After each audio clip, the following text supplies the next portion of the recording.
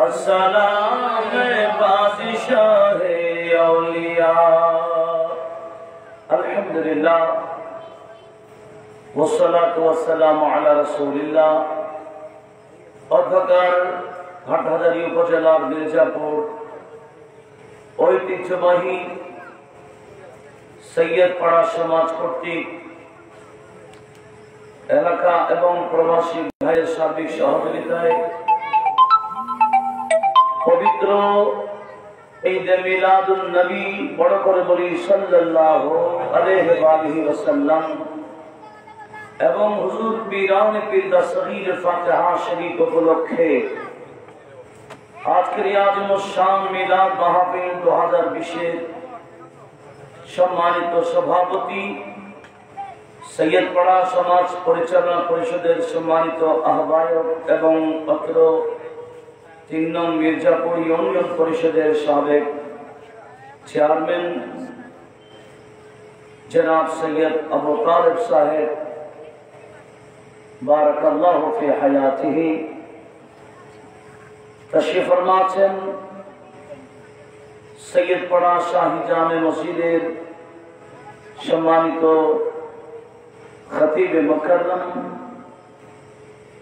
এবং মুফতি আজম আল্লামা সৈয়দ মসিহুল্লাহ শাহ মির্জাপুরী রহমতুল্লাহ আলাইহির উত্তরসূরি औलाद पाक हजरतुल हाज अल्लामा काजी सैयद मोहम्मद अबू सईद साहिब क़िबला मुद्दा जिल्लू सैयदपाड़ा शाही जामे मस्जिदेर सम्मानित इमाम मौलाना हाफिज सालेह गनी साहेब सह आमार डाने एवं बामे निहायत काबिल एहतराम আমন্ত্রিত মেহমানান কেরামি সমবেত ব্রাদারে মিল্লাত মাইকের মাধ্যমে যারা যেখান থেকে আমাদের আজকের মাহফিল শুনছেন, বিশেষ করে অনলাইন লাইভের মাধ্যমে যারা দেশে এবং প্রবাস থেকে আজকের মাহফিল শ্রবণরত সবাইকে মোবারকবাদ ধন্যবাদ জানাচ্ছি। আলহামদুলিল্লাহ আমাদের সভাপতি মহোদয় মঞ্চে আসন গ্রহণ করেছেন, একটু বলুন মারহাবা। সম্মানিত উপস্থিতি, আমরা শুরুতে রব্বুল ইজ্জতের দরবারে শুকরিয়া আদায় করছি যিনি এই করোনা পরিস্থিতিতে এমন এক অনুষ্ঠানে আমাদেরকে আসার বসার সুযোগ দিয়েছেন যে অনুষ্ঠান করলে করোনা না যত মহামারী হোক, যত মারাত্মক ব্যাধি হোক, যত ধরনের আযাব গজব হোক, সব থেকে বাঁচার বড় একটা মাধ্যম হচ্ছে মিলাদুন নবী সাল্লাল্লাহু আলাইহি ওয়াসাল্লাম মাহফিল। একটু জোরে বলুন আলহামদুলিল্লাহ। পাশাপাশি হুজুর গৌসে পাক শাহী বাগদাদের ফাতিহার অনুষ্ঠান, এটা মামুলি বিষয় নয়। নবীজি সাহাবায়ে কেরামকে বলেছিলেন, সাহাবারা ঘরে সাধ্য অনুযায়ী আত্মীয় স্বজনকে ডেকে নবীজির মিলাদের অনুষ্ঠান করেছিলেন। নবীজির মিলাদের আগের পরিবেশ, নবীজির মিলাদের পরের পরিবেশটা তুলে ধরছিলেন এবং নবীজি আসার মাধ্যমে সমাজ কিভাবে পরিবর্তন হয়েছিল বিষয়টা আত্মীয় স্বজনকে বলছিলেন। ঠিক সেই মুহূর্তে আমাদের নবীজি গিয়ে উপস্থিত, দেখে নবীজি খুশি হলেন এবং শুভ সংবাদ দিলেন, এ আমির আনসারী, তুমি ঘরে আমার এই মিলাদের অনুষ্ঠান করছো, তুমি না দেখলে আমি তো দেখতে পাচ্ছি। ইন্নাল্লাহ قد فتح لك ابواب الرحمه والملائكه يستغفرون, আমি দেখতে পাচ্ছি আল্লাহ পাক রহমতের দরজা তোমাদের জন্য খুলে দিয়েছেন এবং ফেরেশতারা তোমার জন্য এবং তোমাদের পরিবারবর্গের জন্য ক্ষমা প্রার্থনা করছেন। একটু আওয়াজ দিয়ে বলুন না সুবহানাল্লাহ। এটা এমন অনুষ্ঠান যে অনুষ্ঠানে আসলে বসলে রহমতে ভরপুর হওয়া যায়, গোটা এলাকার মধ্যে রহমত নাজিল হয়। একটু জোরে বলি না সুবহানাল্লাহ। বর্তমান পরিস্থিতি থেকে রহমত কম পাওয়ার দরকার না বেশি পাওয়ার? আমাদের রহমত বেশি প্রয়োজন। আমরা যে সমস্ত মাধ্যম তাদের মধ্যে আজকে দুইটা আমরা একসাথে পাচ্ছি, একটা হলো মিলাদুন নবীর অনুষ্ঠান আর একটা বড় পীরের ফাতিহার অনুষ্ঠান। একটু জোরে বলুন না সুবহানাল্লাহ। দুটোটা রহমত পাওয়ার বড় কি? মাত্র নবীদের সরদার, অপরজন ওলিদের সরদার। এই দুই জাতের ওসিলায় আল্লাহ আমাদেরকে হেফাজত করুক। আর একটু জোরে বলেন না আমিন। বিশেষ করে যার মাজারে পাক সামনে রেখে কিছু বলার সুযোগ পেয়েছি, মুফতি আজম আল্লামা সৈয়দ মসিহুল্লাহ মির্জাপুরী রহমতুল্লাহ আলাইহির ভিলায়াতের কদর কেন্দ্র করে গান বাজনা করে, তখন মানুষ বিয়ে শাদীর অনুষ্ঠানকে কেন্দ্র করে মিলাদ পড়াইতেন। কেন? এই মিলাদের মাধ্যমে যাতে একটু বরকত হয়, ব্যবসার সূচনাটা সুন্দর হয়, বরকত হয়, আমার ঘরের মধ্যে আমরা যাতে শান্তি পাই, সেজন্য সমাজের মধ্যে মিলাদুন নবী করা মানে গোটা সমাজকে আযাব গজব থেকে বাঁচার একটা মাধ্যম করে নেওয়া।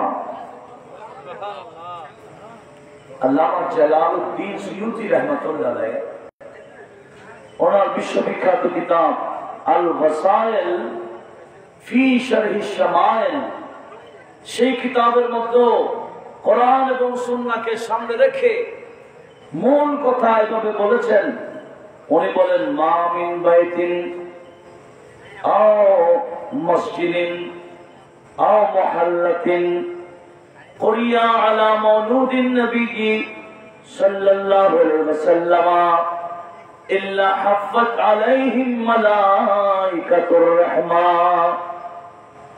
আল্লামা সুয়ুতী রাহমাতুল্লাহ আলাইহি বলেন, এমন কোন বাড়ি নাই, এমন কোন মসজিদ নাই, এমন কোন এলাকা সমাজ নাই যেখানে নবীর মিলাদের অনুষ্ঠান হয়, সেখানে রহমতের ফেরেশতারা এসে এরকম প্যান্ডেলিং করে রহমত দিয়ে, জোরে বলুন সুবহানাল্লাহ, রহমতের ফেরেশতা নাযিল হয়। তো আমরাও আশা করি আজকের মাহফিলে রহমতের ফেরেশতা আসবেন, রহমত নিয়ে আসবেন। রহমত ভরপুর হয়ে গেলে এখানে আর কোনো গজব থাকবে না, মহামারী থাকবে না, পালাতে বাধ্য হবে। বলুন ইনশাআল্লাহ। সম্মানিত হাজিরিন, এই মিলাদুন নবী সাল্লাল্লাহু আলাইহি ওয়াসাল্লাম মাহফিল, আল্লাহ আমাদের নবীকে, আমাদের নবীর মিলাদ কখন করাইছিলেন,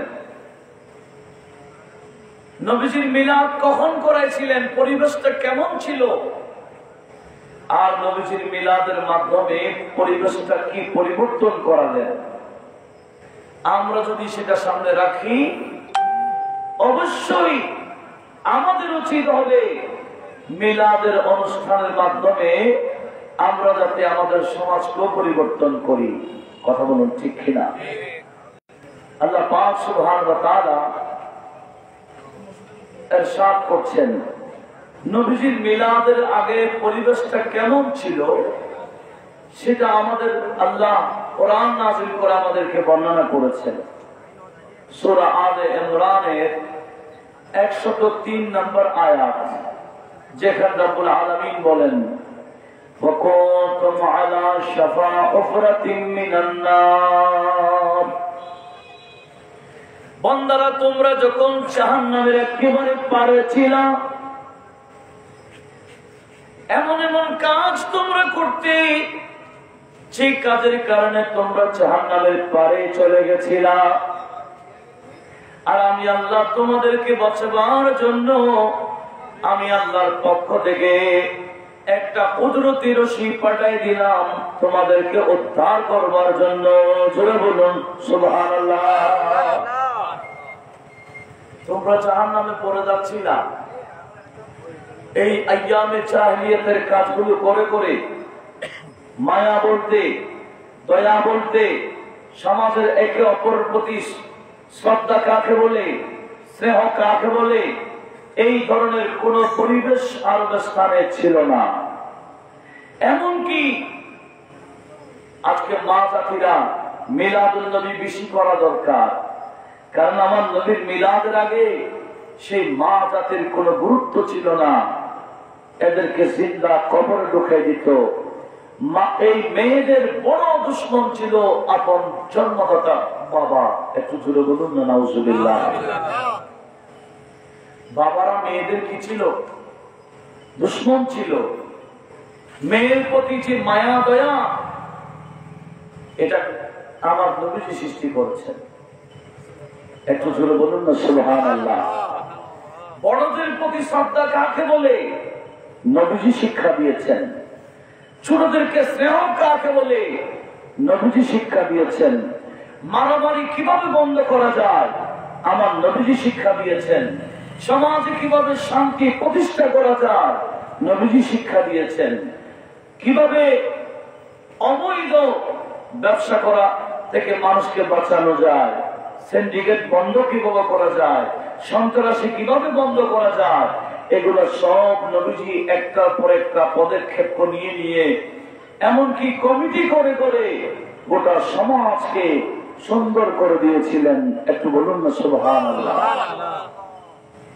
আমার আল্লাহ সেই কথাটাকে এভাবেই বলেছেন, বদলামার সেই জাহেলি যুগের কাজগুলো করতে করতে তোমরা জাহান্নামের একেবারে পারে চলে গেছিলা। নিঃশ্বাস বন্ধ হয়ে গেলে তোমরা জাহান্নামে ঢুকে যেতা।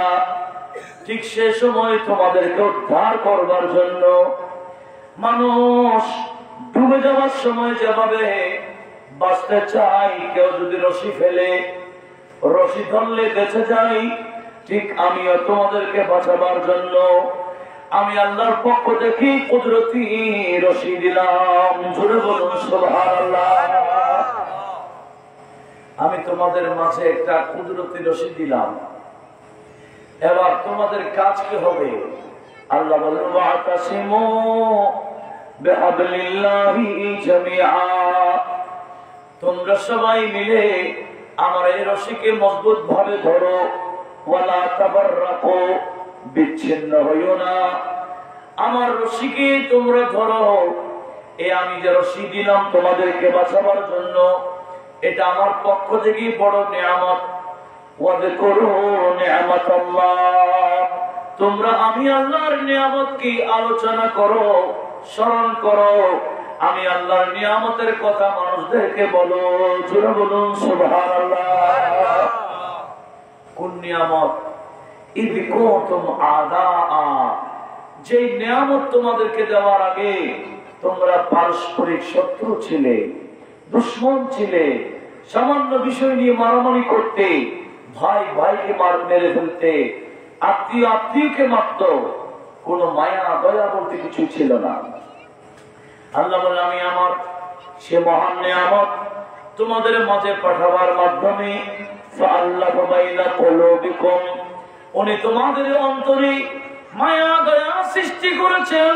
ফাসবাহতুম বিনি'মাতিহি ইখওয়ানা, আমার এই মহান নিয়ামতের মাধ্যমে তোমরা একে অপরের ভাই ভাই হয়ে গেলা। জোরে বলুন সুবহানাল্লাহ। আগে ছিল দুশ্মন, আমার নিয়ামতকে পাঠাবার পর হয়ে গেল ভাই ভাই।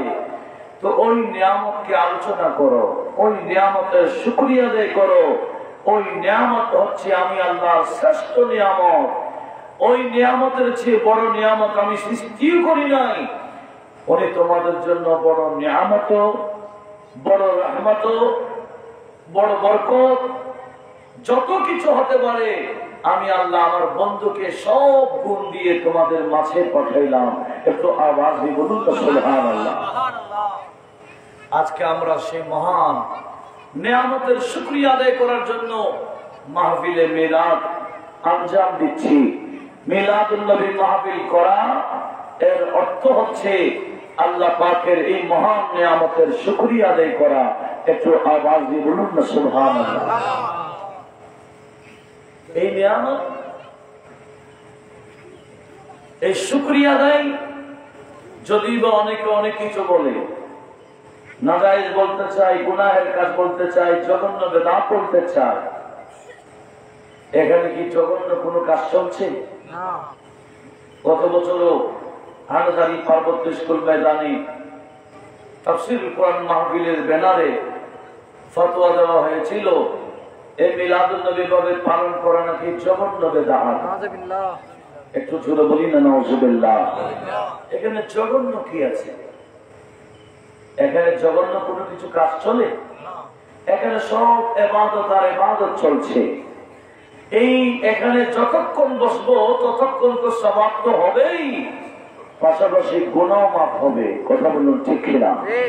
এই বিশ্বাস আমাদের আছে? যতক্ষণ বসবো ততক্ষণ সওয়াব হবেই, আবার গুনাহ মাফ হবে। তো এর চেয়ে বড় অনুষ্ঠান আর কি হতে পারে? বড় দুঃখ লাগে যখন এই সমস্ত কাজ থেকে মানুষকে বারণ করা হয়, নিষেধ করা হয়, উল্টা কথা বলা হয়, কোরআন সুন্নাহর বিরোধ বলা হয়। একটু জোরে বলুন না নাউজুবিল্লাহ। অথচ আমার আল্লাহ সূরা আলে ইমরানের 187 নম্বর আয়াতে আপন হাবিবকে বললেন, হে আমার বন্ধু নবী, আপনি একটু স্মরণ করুন কি ওয়াইদা আখাযাল্লাহু মীসাকাল্লাযীনা উতুল কিতাব লাতুবায়্যিনুন্নাহু লিন-নাস ওয়া লা তাকতুমুনাহু। আমার আল্লাহ সাফ করেছেন, হে রাসূল আপনি ওই সময়কে স্মরণ করুন যখন আমি কিতাবওয়ালাদের কাছে, যাদেরকে তাওরাত দিয়েছিলাম, জবুর দিয়েছিলাম, ইনজিল দিয়েছিলাম, আসমানি কিতাব যাদেরকে দিয়েছিলাম, ওই সমস্ত বান্দাদের থেকে ওয়াদা নিয়েছিলাম আমি এই আসমানি কিতাবে যা যা বয়ান দিয়েছি এরা যাতে এগুলা গোপন না করে, বিশেষ করে নবী আখিরের জামানের বয়ান, শেষ নবীর বর্ণনা আমি আল্লাহ এই আসমানি কিতাবগুলোর মধ্যে বর্ণনা করেছি। আল্লাহ বলেন, তোমরা আমার কিতাব তো পেয়েছো, এখন আমাকে ওয়াদা দাও লাতুবায়্যিনুন্নাহু লিন-নাস, আমি যা বর্ণনা করেছি এগুলা তোমরা মানুষদেরকে বয়ান দিবা। জোরে বলুন সুবহানাল্লাহ। ওয়ালা তাকতুমুনাহু, খবরদার এটাকে গোপন করিও না। একটু জোরে বলুন না সুবহানাল্লাহ। আসমানি কিতাবে আমাদের নবীর গুণগান ছিল কিনা? নবীকে পাঠাইবার আগে নবীর বয়ান পাঠাই দিয়েছিলেন আমার আল্লাহ আসমানি কিতাব নাযিল করে। কেন? ওই সময়ও আমাদের নবী নবী ছিলেন। আমাদের নবী দুনিয়াতে আসার আগেও কি ছিলেন? একটু কথা মহব্বতে বলেন না, কি ছিলেন? কেন বলছি জানেন? অনেকে মনে করে নবী 40 বছর পর নবী হয়েছেন। এটা ভুল আকীদা। কেউ যদি বলে 40 বছর পূর্ণ হবার এক মুহূর্ত আগেও জানতেন না ওনাকে নবী বানানো হবে, এটা ভুল আকীদা। কারণ এগুলো লিখে দিয়েছে বই, এমনকি বাংলা বই, ক্লাস 9 বাংলা বইয়ের মধ্যে মানুষ মোহাম্মদ একটা প্রবন্ধ আছে। সেই প্রবন্ধের মধ্যে লিখে দিয়েছে 40 বছর পূর্ণ হওয়ার আগের জীবনটা অনুসরণীয় না। নবীজির অনুসরণ করতে হবে নাকি 40 বছরের পরেরটা? কেন? বলে 40 বছরের আগে হেদায়েতের রাস্তা কোনটা এটা নবীর কাছে জানা ছিল না। একটু জোরে বলবেন না নাউজুবিল্লাহ। এটা কি কোরআন সুন্নাহর আকীদা? এটা মারাত্মক আকীদা। মিলাদুন নবীর মাধ্যমে আকীদাও শুধরাইতে হবে, পাশাপাশি আমলও সুন্দর করতে হবে। কথা বলুন ঠিক কিনা? লক্ষ্য করুন কি বলছিলাম, লিখে দিয়েছে 40 বছর পূর্ণ হওয়ার এক মুহূর্ত আগে জানতেন না ওনাকে নবী বানানো হবে। এটা কি ঠিক? অথচ বইয়ের নাম সিরাতে সরওয়ারে দো আলম। এই বইয়ের ওহিদ চ্যাপ্টারে গিয়ে এই কথাটা লিখেছে। অথচ আমাদের নবীর থেকে জিজ্ঞেস করা হয়েছিল, তিরমিজি শরীফের হাদিসে হাজির তার অন্যতম কিতাব কিতাবুল মানাকিবের মধ্যে হাদিস খান আসছে। সেটা কি? নবীজির থেকে জিজ্ঞেস করা হয়েছিল, মাতা বাচাবার রাখেন নবুওয়া ইয়া রাসূলুল্লাহ, হুজুর আপনি নবুয়ত কখন পেয়েছেন? কথাটা একটু ভালো করে লক্ষ্য করার জন্য অনুরোধ করছি। আপনি নবুয়ত কখন পেয়েছেন? সাহাবা জিজ্ঞেস করলেন, আর আমাদের নবী উত্তর দিতে গিয়ে বলেছেন, কুনতু নবিয়্যা ওয়া আদামু বাইনার রূহি ওয়াল জাসাদি। এই জাবির শোনো, জিজ্ঞেস করেছে আমি কখন নবুয়ত পেয়েছি। আমি তোমাকে শোনাই দিলাম, আমি ওই সময় নবী ছিলাম যখন প্রথম নবী হযরতে আদম আলাইহিস সালাম যখন অস্তিত্বে আসেন নাই, ওনার শরীর এক জায়গায়, রূহ অন্য জায়গায়। প্রথম নবীর যখন অস্তিত্ব আসে নাই, তখনও আমি নবী ছিলাম। এই বিশ্বাস আমাদের আছে কিনা? কোন বান্দা কি বলেছে এটা বিশ্বাস করে লাভ নাই। বিশ্বাস করতে হবে নবীজি কি বলেছেন, আল্লাহ কি বলেছেন, সাহাবারা কি বলেছেন। কথা বলুন ঠিক কিনা? তো নবীজি বলছেন, কুনতু নবিয়্যা ওয়া আদামু বাইনার রূহি ওয়াল জাসাদ। আমি তখন নবী ছিলাম যখন আদম আলাইহিস সালামের অস্তিত্ব হয় না। আবার হযরত জাবের জিজ্ঞেস করলেন, এটি ইমাম বাইহাকি আর সুনান আল কুবরার মধ্যে হাদিস করেছেন। হযরত জাবের বলেন, ইয়া রাসূলুল্লাহ আপনি তখনই নবী যখন হযরত আদম আলাইহিস সালামের অস্তিত্ব হয় না, বুঝলাম।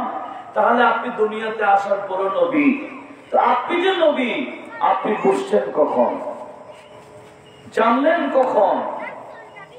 তখন নবীজি বলেছেন, আমার বয়স যখন 4 বছর তখনও আমি জানি আমি শুধু নবী না, আমি নবীদের সরদার। কয় বছরে জানেন? নবীজি বললেন আমি 4 বছরে জানি। আর বইয়ে লিখতেছে 40 বছর পূর্ণ হওয়ার এক মুহূর্ত আগেও জানতেন না। তাহলে পুরা বিপরীত হাদিসে পাকে। লক্ষ্য করুন কি বলছিলাম। হযরত জাবের বলেন, ইয়া রাসূলুল্লাহ আপনি কখন বুঝলেন, কখন জানলেন আপনি যে নবী? আচ্ছা নবীজি কি বললেন? যখন আমার কয় বছর? 4 বছর। আমি আমার বুধু ভাইদের সাথেই ছাগল চড়াইতাম, এদের সাথে যেতাম। আর প্রতিদিনের মতো আমি একদিন যখন ছাগল চড়াইতে গেলাম, দেখলাম দুজন বান্দা সাদা ড্রেস পরিধান করা, দুজন বান্দা এসে আমাকে উঠাইয়া ওনাদের থেকে সরাইয়া অন্য জায়গায় নিয়ে গিয়ে জমিনে সাইতে করে আমার গলা থেকে একেবারে নাক পর্যন্ত অপারেশন করে ফেললো। জোরে বলুন সুবহানাল্লাহ। আমার গলা থেকে নাক পর্যন্ত অপারেশন করলো, ছিঁড়ে ফেললো, আমার কলবটা বের করলো, সেখানে কালো একটা টুকরা ছিল ওটা কেটে ফেলে দিল, আবার কলমের জায়গায় কলম ফিটিং করে এদিকে আমার সিনাকে আবার সুন্দরভাবে সেলাই করে দিল। একটু ছোট বলবেন না সুবহানাল্লাহ। ওদিকে নবীজির দুটো ভাইরা নবীজিকে ফেলে এই যে গোলা থেকে নাক পর্যন্ত অপারেশন করছে, ছিঁড়ে ফেলেছে। এটা দেখে দুদু ভাইরা মায়ের কাছে গিয়ে বললেন, মা আমাদের কুরাইশি ভাইকে তো মেরে ফেলেছে, কুরাইশি ভাইকে তো মেরে ফেলেছে। এ কথা শুনতে হযরতে হালিমাতুস সাদিয়া দৌড়তে দৌড়তে আসলেন। এসে দেখলেন নবীজির বয়স তখন কত বললাম, 4 বছরের ওই বাচ্চা দাঁড়িয়ে আছে। বললে, কিরে তোমার ভাইরা কি মিথ্যা বলেছে? তোমার ভাইরা তো বলেছে তোমাকে কে জন্য মেরে ফেললো। তখন নবীজি মুস্কি হাসি দিয়ে বলে, মা ভাইরা মিথ্যা বলেন নাই, দেখো এরকম কাপড় উত্তোলন করে দেখালেন, দেখছেন টাটকা সিলাই দেখা যায়। একটু জোরে বলুন। হালিমাতুস সাদিয়া অবাক, বাবা তোমার কি হলো, কে সিলাই করলো তোমাকে? তখন নবীজি বললেন, মা 2 জন বন্ধু এসে আমার এই নাক, গলা থেকে নাক পর্যন্ত ছিঁড়ে ফেলেছে, আমার কলম বের করলো, ছোট্ট একটা কালো কি যেন কেটে ফেলে আবার ফিটিং করে সেলাই করে দিয়েছে। মা আমার শরীর থেকে এক ফোঁটা রক্ত পড়ে নাই, এইভাবে শরীরটি কেটে ফেললো, আমার কোনো ব্যথা অনুভূতি হয় নাই। উচ্চ আওয়াজে বলুন সুবহানাল্লাহ। এই অপারেশন কি ডাক্তারি না কুদরতি? একটু জোরে বলেন না, কি কুদরতি? রক্ত পড়ে নাই, এক সামান্যতম ব্যথাও লাগে নাই, সম্পূর্ণ আমার আল্লাহ কুদরতি ব্যবস্থাপনা করেছেন। এভাবে নবীজি সিনাকে 4 বার করা হয়েছে। কয়বার? 4 বছর একবার, 10 বছর একবার, 40 বছর একবার, মেরাজের রাত্রে আরেকবার। কয়বার হলো? 4 বার। কিন্তু জিবরিল বলছেন, লাম ইয়াকুনি শাক্কু বিআলাতিন ওয়া লাম ইয়াসিলিদ দাম। আমি যতবার নবীজির সিনাকে চাক করেছি, সবকে সদর করেছি, অপারেশন করেছি, ওপেন হার্ট সার্জারি করেছি, আমি জিবরাইলের দুনিয়াবি কোন অস্ত্র লাগে নাই, আর এই নবীর শরীর থেকে এক ফোঁটা রক্ত পড়ে নাই। আর একটু জোরে বলুন না সুবহানাল্লাহ। কি বলতে চেয়েছিলাম? হালিমাতুস সাদিয়া ভয় পেয়ে এক বড় দিন রওনা হয়ে গেছিল মক্কাতে। মা আমেনার ছেলেকে মা আমেনার হাতে উঠাই দিতে ভয়ে উনি মক্কায় নিয়ে আসছিলেন। তো হযরত জাবেরকে বললেন, জাবের তুমি যে বললা, আমি যে নবী কখন জানলাম? ওই সময় জেনেছি। তারা 2 জন আমাকে যে অপারেশন করেছে তাদের মধ্যে একজনের নাম জিবরাইল আর একজনের নাম মিকাইল। একটু জোরে বলুন না সুবহানাল্লাহ। জিবরিল মিকাইলকে আমার পরিচয় দিচ্ছিলেন, বললেন, মিকাইল ইনি আর কি?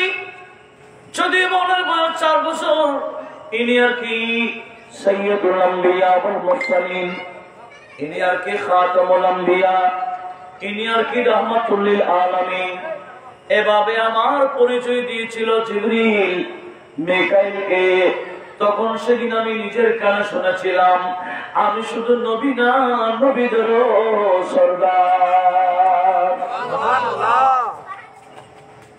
নবীজি বলেন, আমি 4 বছরও জেনেছি, আর বইয়ে লেখছে 40 বছর পূর্ণ হওয়া এক মুহূর্তে আগে জানতেন না।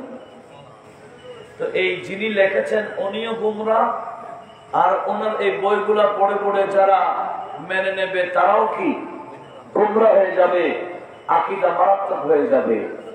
আল্লাহ আমাদের সবাইকে হেফাজত করুক। একটু আওয়াজ দিয়ে বলুন না আমিন। আকীদা রাখতে হবে কোরআন এবং সুন্নাহ অনুযায়ী, আকীদা রাখতে হবে সাহাবারা যেভাবে রাখতেন। সেজন্য তো আমার নবীজি বলেন, একটাই মাত্র তার কাছে জান্নাতি হবে, এরা কারা? যারা আমার সাহাবায়ে কেরামকে অনুসরণ করবে। একটু জোরে বলুন না সুবহানাল্লাহ। তো কি বলতে চেয়েছিলাম, মিলাদুন নবীর মাধ্যমে আকীদাও পরিবর্তন করতে হবে, পাশাপাশি আমলও পরিবর্তন করা চাই। তখন মিলাদুন নবীর মাহফিলটা সার্থক হবে। বেনামাজি থাকলে অবশ্যই নামাজ হয়ে যেতে হবে। কোন বান্দা যদি বেশারা থাকে, শরীয়তকে অনুসরণ না করে, তাহলে বাশারা হয়ে যেতে হবে। বেআদব থাকলে বাআদব হয়ে যেতে হবে। বেহায়া থাকলে বা হায়া হতে হবে। এই মাহফিলের মাধ্যমে সমাজ পরিবর্তন করলে তখন এই মিলাদুন নবীর মাহফিলটা সুন্দর এবং সার্থক হবে। এই মাহফিল আমাদের বাঁচার বড় মাধ্যম হবে, বলুন ইনশাআল্লাহ। তো কি বলতে চাইছিলাম, এই মিলাদুন নবী সাল্লাল্লাহু আলাইহি ওয়াসাল্লাম, নবীজির মিলাদের আগে মহিলাদের প্রতি কোনো মায়া দয়া ছিল না, কিন্তু আমার নবীজি আস্তে আস্তে বোঝাচ্ছেন। কি বোঝালেন জানেন? নবীজি বলেন, মান আলা জারিয়াতাইন, কোন বাবা দুইজন মেয়েকে যদি লালন পালন করে, ফাহসানা ইলাইহা আও ইলাইহিমা, ওই দুইজন নারীর প্রতি যদি ইহসান করে, দয়া করে, সব আচরণ করে, হাত্তা তাবলুগা, কতদিন? উপযুক্ত হওয়া পর্যন্ত অথবা বিয়ে দেওয়া পর্যন্ত। যে সমস্ত বাবারা মেয়ের প্রতি ইহসান করবে, দয়া করবে, মায়া করবে, তাদেরকে শিক্ষা দান করবে, আমার নবীজি বলেন কন্যাদাহ সিতরা ইয়াউমাল কিয়ামাহ, ওই মেয়েগণ বাবা এবং জাহান্নামের মধ্যখানে পার্টিশন হয়ে যাবে। জোরে বলুন সুবহানাল্লাহ। আগে মেয়েদেরকে জিন্দা কবরে ঢুকাই দিতে হবে। এখন নবীজি যখন বললেন মেয়েগুলা কিয়ামতের ময়দানে বাবা এবং জাহান্নামের মধ্যখানে পার্টিশন হয়ে যাবে, এখন কোন বাবা মেয়েদেরকে জিন্দা কবরে ঢুকাবে? বরঞ্চ তাদের প্রতি মায়া সৃষ্টি হয়ে গেল। এদের প্রতি ইহসান করতে হবে, এদের প্রতি মায়া দেখাইতে হবে, এদেরকে সৎ শিক্ষা দিতে হবে, এদেরকে সুন্দর পরিবেশে গঠন করতে হবে, যাতে এরা কিয়ামতের ময়দানে আমাদেরকে বাঁচার নাজাতের একটা মাধ্যম হয়ে যায়। একটু জোরে বলুন না সুবহানাল্লাহ। এভাবে ধীরে ধীরে মেয়েদের প্রতি কি সৃষ্টি হয়ে গেল? মহব্বত। এখন আর মেয়েদেরকে জিন্দা কবর দেয় না। একটু বলবেন না সুবহানাল্লাহ। শুধু তাই না, ছেলেরা জানতো না, মেয়েরা জানতো না মা বাবার হক কি, আর বাবারাও জানতো না ছেলে মেয়েদের হক কি। আমাদের নবী সেগুলো আস্তে আস্তে শিখালেন। আমরা বিভিন্ন মাহফিলে গেলে বলে, হুজুর একটু মা বাবার ওয়াজ করেন, মা বাবার খেদমত করছে না। আরে ভাই, মা বাবার ওয়াজ করার আগে ছেলে মেয়েদের হক কি আগে জানতে হবে। মা বাবা যদি ছেলে মেয়েদের হক যথাযথ আদায় করে, আমার আল্লাহ তাদেরকে তৌফিক দেবেন এরা বড় হয়ে যাতে মা বাবার হক আদায় করেন। একটু বলবেন না সুবহানাল্লাহ। এখন তো মা বাবারা ছেলে মেয়েদের হক আদায় করে না, ওই ছেলে মেয়েরা বড় হওয়ার পর মা বাবার হক আদায় করে না। তো আমাদের কি জানার দরকার নেই ছেলে মেয়েদের হক কি? একটু বলেন না, বলেন দরকার। তাহলে একটু আমি ইশারা করতে যাব, পারলে এগুলো ধারণ করে নিজের মেমোরিতে, পারলে অন্যজনের মাধ্যমে শেয়ার করবেন, জানাবেন, তখন সবাব আপনিও পাবেন। আল্লাহ আমাদেরকে এভাবে এগিয়ে যাওয়ার তৌফিক দিক, আমিন বলি। তো নবীজি বলেছেন কি, হাক্কুল বালাদি আলাল ওয়ালিদি আই ইউহসানা ইসমাহু। নবীজি বলেন, শোনো, ছেলে মেয়েদের হক, যে হকটা মা বাবাকে আদায় করতে হবে, মা বাবাকে আদায় করতে হবে ছেলে মেয়েদের হক। তাদের এক নম্বর হক হলো তাদের একটা সুন্দর নাম রাখা। জোরে বলুন সুবহানাল্লাহ। ছেলে মেয়েদের এক নম্বর হক হলো সুন্দর একটা কি রাখা, নাম রাখা। এখনকার বর্তমান ছেলে মা বাবারা কি এই হক আদায় করছে? সুন্দর নাম, এমন নাম রাখে যে হিন্দু না মুসলিম পরিচয় নেই, এমন নাম রাখছে যার কোনো সুন্দর অর্থ নাই, এমন নাম রাখছে যে নামের প্রভাবে ছেলে মেয়েদের জীবনের মধ্যে মারাত্মক পরিস্থিতি হচ্ছে, কারণ নামের একটা প্রভাব আছে। নবীজি বলেন, ওয়াফিল আসমাই তাফিরা, নামের মধ্যে প্রভাব আছে। আমার নবীজি সেজন্য বলেছেন, সুন্দর নাম কি জানা দরকার আছে না? আমার নবীজি বলেছেন আহাব্বুল আসমাই ইলাল্লাহি আব্দুল্লাহ ওয়া আব্দুর রহমান। উম্মাহ শুনো, আল্লাহর কাছে অতি পছন্দনীয় নাম, যে নাম আল্লাহ পাকের কোন বাচক নামের আগে আগে আব্দুল্লাহ দিয়ে রাখা, আব্দুল করিম হোক, আব্দুল রউফ হোক, আব্দুল সত্তার হোক, আব্দুল মজিদ হোক, আব্দুল ওয়াজেদ হোক, এভাবে আল্লাহ পাকের কোন বাচকের নামের আগে আগে আব্দুল্লাহ দিয়ে নাম রাখা, এটা আল্লাহর কাছে অতি পছন্দনীয় নাম। একটু বলেন তো, আল্লাহর কাছে যে নামটা অতি পছন্দনীয় নবীজি বলেছেন, বর্তমান মুসলমানের সমাজের মধ্যে এই নাম কি পছন্দনীয়? তো বলেন না। এই নাম যদি রাখতে যায়, বলে না এই নাম হবে না, এটা অনেক কমন নাম, এটা পুরাতন নাম, এটা বুড়া মানুষের নাম, এভাবে বলে ভেটু দেবে। কথা বলার ঠিক কিনা? আব্দুল্লাহ রাখবে না, আব্দুর রহমান রাখবে না, আব্দুল ওয়াজেদ, আব্দুল মাজেদ, এগুলো নাম রাখবে না। অথচ এই সমস্ত নাম আল্লাহর কাছে অতীব পছন্দনীয় নাম। একটু জোরে বলবেন না সুবহানাল্লাহ। আমরা যেদিকে যাচ্ছি সেদিক থেকে একটু ফিরে আসার দরকার আছে কিনা? ওয়াজ কেন হয়? ওয়াজের মাধ্যমে যাতে পরিবর্তনটা আসে।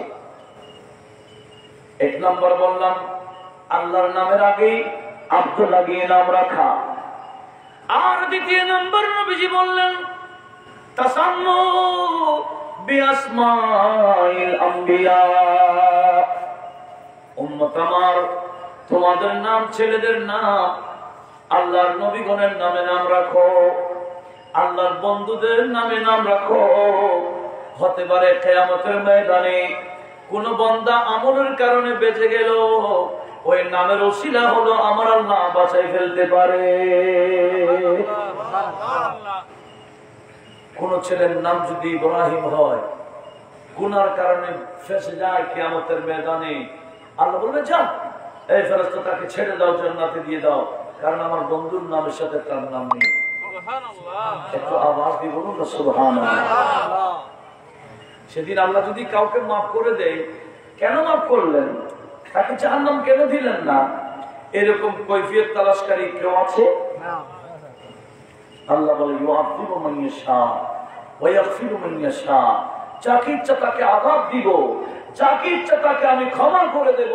এটা আমি আল্লাহর মনসা, এটা আমার ইখতিয়ার। একটু আওয়াজ দিয়ে বলুন না সুবহানাল্লাহ।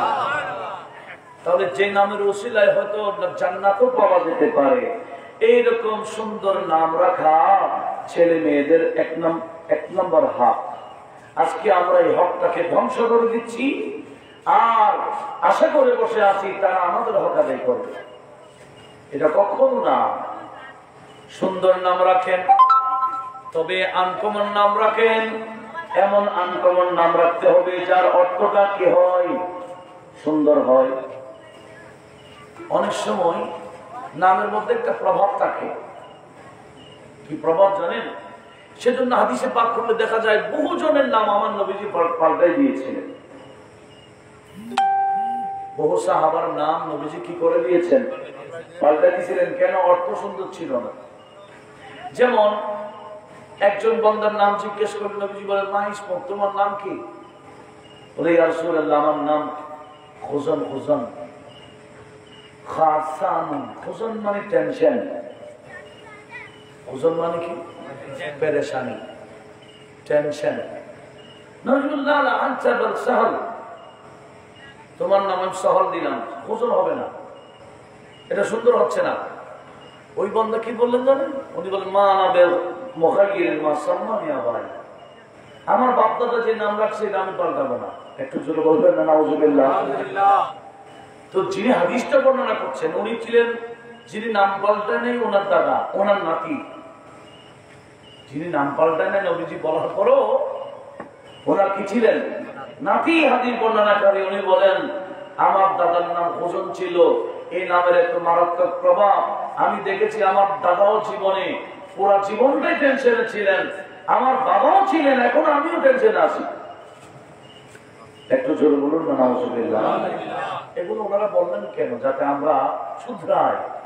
নাম অনেক সময় দেখা যায় মারাত্মক একটা নাম রাখছে,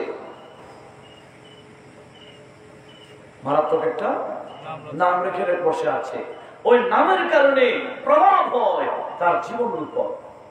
সেজন্য আমার নবীজি বলেন, সুন্দর অর্থে নাম রাখা, ছেলে হোক মেয়ে হোক, এটা তাদের 1 নাম্বার হক। জোরে বলুন সুবহানাল্লাহ।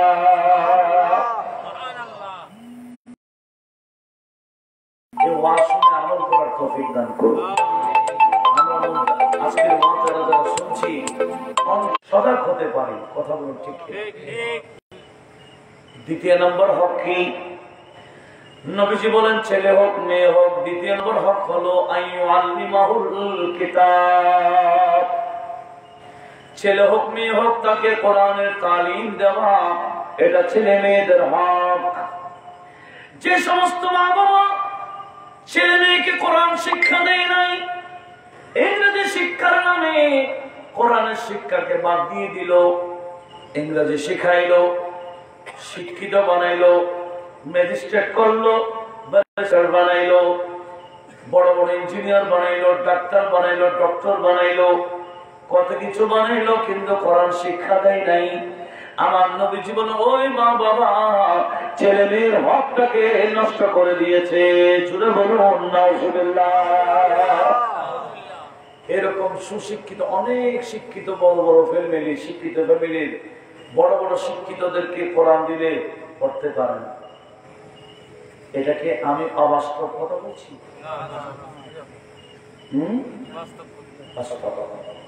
কোরআন পড়তে জানে না তো এরা যে কোরআন পড়তে জানে না, দোষটা কার? একটু একটু বলেন না, বলো না কার?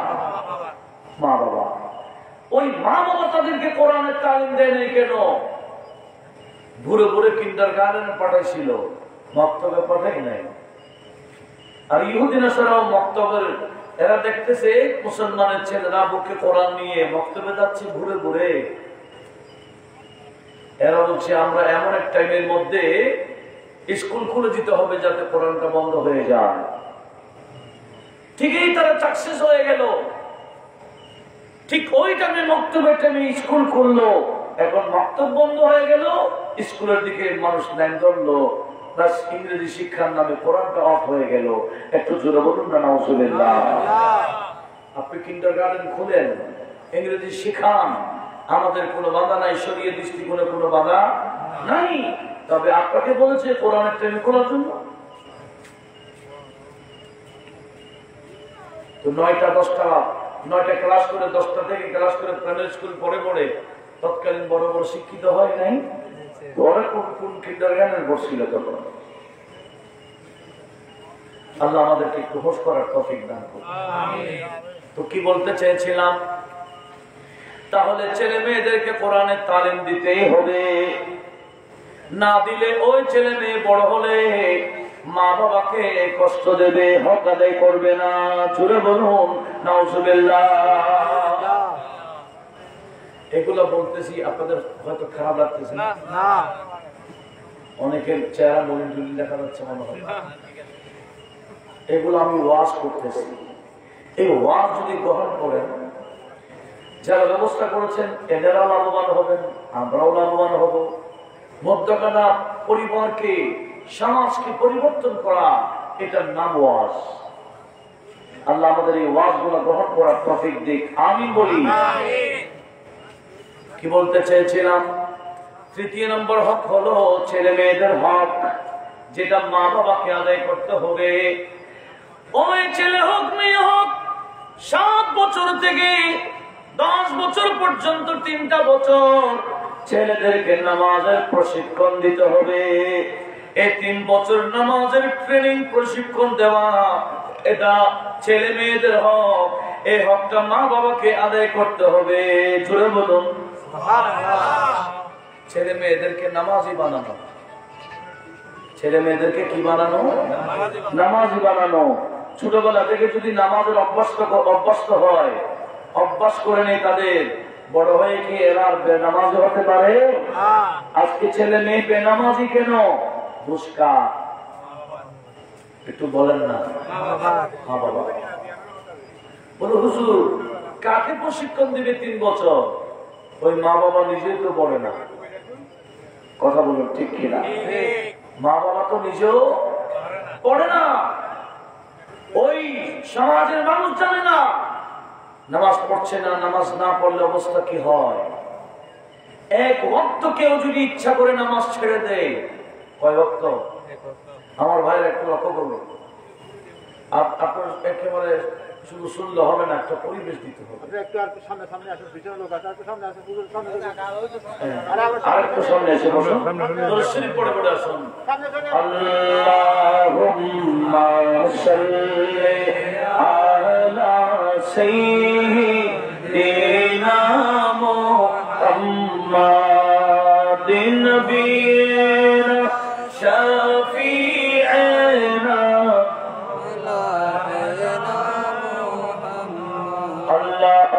ফেরেশতা সকল নবীকে জানাই সালাম। মুমিন যারা নবীর কাছে পাঠাও দুরূদ আর সালাম। আল্লাহুম্মা সাল্লি আলা সাইয়্যিদিনা মুহাম্মাদিন নবিয়িনা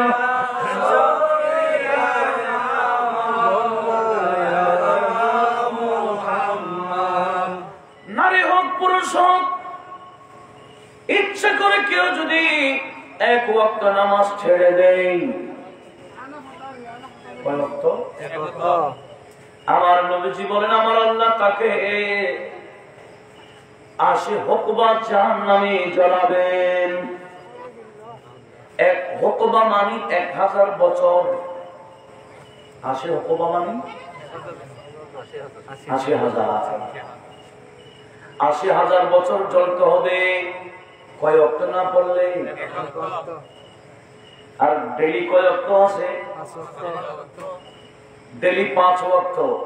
এক ওয়াক্তের জন্য যদি 80,000 বছর জ্বালাই, তো 5 ওয়াক্তের জন্য কত হাজার বছর? সেখানে আর হাজার নাই, লাখ হয়ে গেছে, ঠিক কিনা? 4 লক্ষ বছর। কেউ যদি ইচ্ছা করে নামাজ ত্যাগ করে দেয়, ছেড়ে দেয়, না পড়ে, 4 লক্ষ বছর আগুনে চলতে হবে শুধু একদিন নামাজ তরক করার কারণে। এখন আমাদের মা বোনরা বলুন, আমরা বলুন, ইচ্ছা করে কয়দিন নামাজ পড়ছি না? একটু হোশ করুন। আর আপনি যদি এত বছর, এত কোটি কোটি বছর আগুনে জ্বলতে চান, তাহলে না পড়িয়েন। আর যদি আগুন থেকে বাঁচতে চান, নিজেকে নামাজি বানাইতে হবে, সপরিবারকে নামাজি বানাইতে হবে। কথা বলুন ঠিক কিনা? সেজন্য আমার আল্লাহ নামাজকে পড়ার জন্য বলেন নাই, কায়েম করার জন্য বলেছেন। সপরিবারকে নামাজি বানানো, স্ত্রীকে নামাজি বানানো, ছেলে মেয়েদেরকে নামাজি বানানো, ভাই বোনদেরকে নামাজি বানানো, এটার নাম ইকামাতুস সালাহ, এটার নাম নামাজ কায়েম করা। একটু আওয়াজ দিয়ে বলুন না সুবহানাল্লাহ। আমরা কি চাই এরা জাহান্নামে জ্বলুক? একদিনে 4 লক্ষ বছর জ্বলুক, একদিন নামাজ না পড়লে? এটা কেমন কথা? আল্লাহ আজকে ওয়াজ শুনে আমাদের সবাইকে এবং নিজেরা পারলে নিজেদের পরিবারকে নামাজি বানাবার তৌফিক দান করুন। কার কাছে কখন যে মালাকুল মউত আসবে কি কোনো খবর দিয়ে আসবে? আর এখন তো হুট করে মৃত্যুর সংবাদ বেশি শোনা যাচ্ছে। হঠাৎ মৃত্যু ইদানিং খুব বেশি শোনা যাচ্ছে। কার কাছে কখন যে মালাকুল মউত এসে যায় আমরা তো জানি না। একটু প্রস্তুত থাকতে হবে। আল্লাহ পাক সুবহানাহু ওয়া তাআলা সবাইকে নামাজ হিসেবে কবুল করুন। একটা বিষয় মনে রাখতে হবে, কিয়ামতের ময়দানে আপনি কেন নামাজ পড়েছেন, আপনি কেন পড়েন নাই, এতটুকু জিজ্ঞেস করবে, এতটুকু না। আপনারা আন্ডারে আন্ডারে যারা ছিল, আপনার অধীনস্থে যারা ছিল, এরা কেন নামাজ পড়ে না, এটার উত্তরও আপনাকে দিতে হবে। নবীজি বলেন কুল্লুকুম রাইন ওয়া কুল্লুকুম মাসউলুন আন রাইয়াতিহি।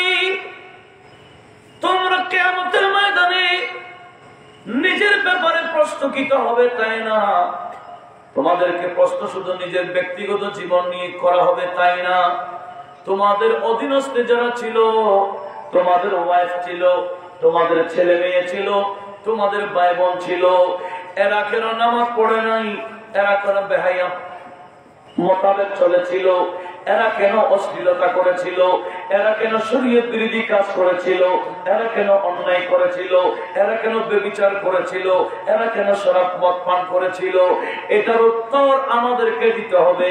জোরে বলুন নাউজুবিল্লাহ। তাহলে উত্তর যাতে দেওয়াটা সহজ হয়, এখন থেকে প্রস্তুতি নেওয়ার দরকার আছে কিনা বলুন। আপনি এখন কাউকে নামাজি বানাইতে পারবেন না, ছোটবেলা থেকে আমার নবীজি যেটা বলেছেন সেটা করতে হবে। ক বছর থেকে বললেন? 7 বছর থেকে 10 বছর প্রশিক্ষণ রাখতে হবে নামাজে। এরপরে 10 বছরের পরে নামাজ কেন পড়ে না? নবীজি বলেন অন্তত তাকে মেরে মেরে হলে নামাজ পড়াইতে হবে। কি করতে হবে? প্রহার করে হলো কি করতে হবে? নামাজ পড়াইতে হবে। এটা আমাদের নবী বলেছেন, এটা ছেলে মেয়েদের হাত। আজকে মা বাবা নিজেও পড়ে না, আর ছেলে মেয়েদেরকে নামাজ শিক্ষা দেয় না। এরা ছেলে মেয়েদের হকটাকে নষ্ট করে ফেলছে। বড় হওয়ার পরে ছেলে মেয়েরা মা বাবার হক আদায় করে না। জোরে বলুন নাউজুবিল্লাহ। আমরা একটু ফিরে আসতে চাই কি চাই না? একটু বলুন না, চাই না? আমরা ভুলের মধ্যে ছিলাম, একটু শুধরাই না জীবনটা। কার কাছে কখন যে মৃত্যুর সংবাদ এসে যায় জানি না। আল্লাহ প্রস্তুতি নেওয়ার তৌফিক দান করুন। তাহলে নামাজি বানাইতে হবে। শুধু সকালবেলা আমি উঠলে হবে না, সবাইকে উঠে দিতে হবে। ঠিক নেই? এখন তো আমরা সকালবেলা উঠি না। সকালবেলা কখন উঠি? 9টা 10টায় উঠি, কিন্তু সূর্য ওঠার আগে, এটা ফরজ না? কথা বলেন না। সূর্য ওঠার আগে ওঠাটা কি ফরজ? উঠতেই হবে, কোন আপনি কখন উঠতে হবে? কেন? ছেলে মেয়েদেরকে রেডি করার জন্য, ডিপোস্ট করার জন্য? হ্যাঁ, নামাজি হোক, নিজেও নামাজ পড়তে হবে। কারণ সূর্য ওঠার আগে নামাজ পড়াটা কি ফরজ। এই ফরজের জন্য উঠা ফরজ, উঠতেই হবে। আর যদি আমার নবী জীবন উম্মত কোন বান্দা নারী এবং পুরুষ ফজরের নামাজে ওঠে নাই, অবস্থা কি হবে জানেন? ইমাম বুখারী সহ সিত্তার প্রায় কিতাবে আছে। মাদ্রাসার মধ্যে ইন্টারের সিলেবাসভুক্ত হাদিস। নবীজি বলেন, যে কোন নারী পুরুষ ঘুমায় গেলে রাত্রে ইবলিস এসে তাদের মাথায় 3টা গিরা লাগাই দেয়। কয়টা গিরা লাগায়? 3টা। কে? ইবলিস।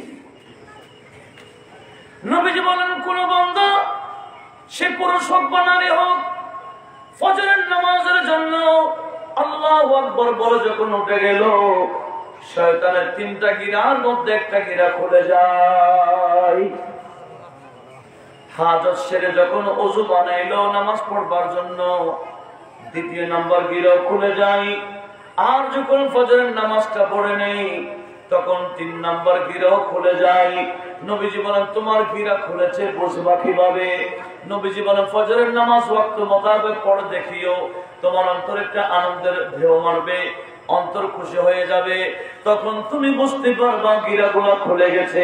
জোরে বলুন সুবহানাল্লাহ। আর আমরা উঠি নাই, সূর্য উঠে গেছে। আমরা উঠি নাই, কে উঠে গেছে? ইবলিস আবার আসে, এসে বান্দার কানের মধ্যে প্রস্রাব করে দেয়। জোরে বলুন নাউজুবিল্লাহ। বান্দার কানে কি করে দেয়? পুরুষ নারী সবার কানে প্রস্রাব করে দেয়। তো নবীজি বলে, তোমার কানে প্রস্রাব করছে ইবলিস, বুঝবা কিভাবে? হ্যাঁ, ইবলিস প্রস্রাব করার পরে তোমার কাসলান গাফলান সৃষ্টি হবে, অলসতা সৃষ্টি হবে। কেউ ডাক দিলে তুমি জি বলে ডাক দিবা, সারা দিবা, কিন্তু উঠতে পারবা না অলসতার কারণে।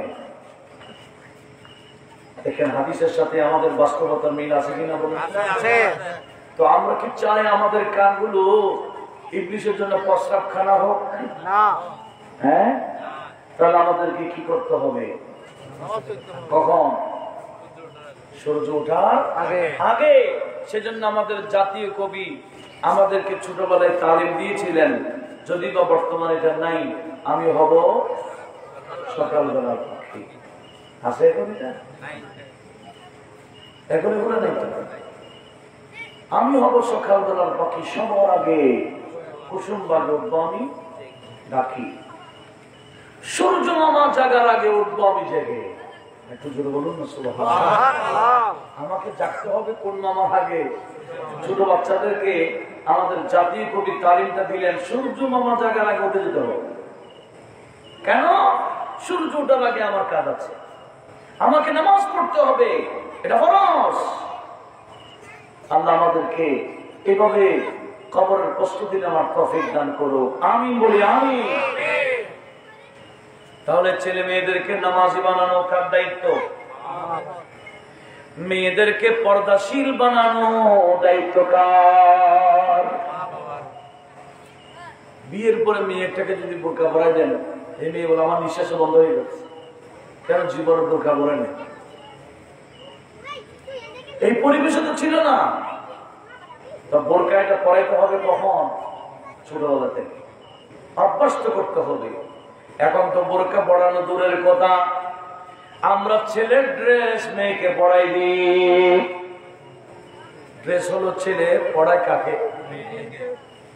জিন্সের প্যান্ট এবং গেঞ্জি ড্রেস কার বলেন তো? কিন্তু জিন্সের প্যান্ট গেঞ্জি এখন ছোট দেখে মেয়েদেরকে পড়াই কিনা বলেন? আপনারা একটু আমাকে সাপোর্ট দেন, আমি তো বলতে পারতেছি না, মনে হচ্ছে আপনারা কষ্ট পাচ্ছেন এরকম না।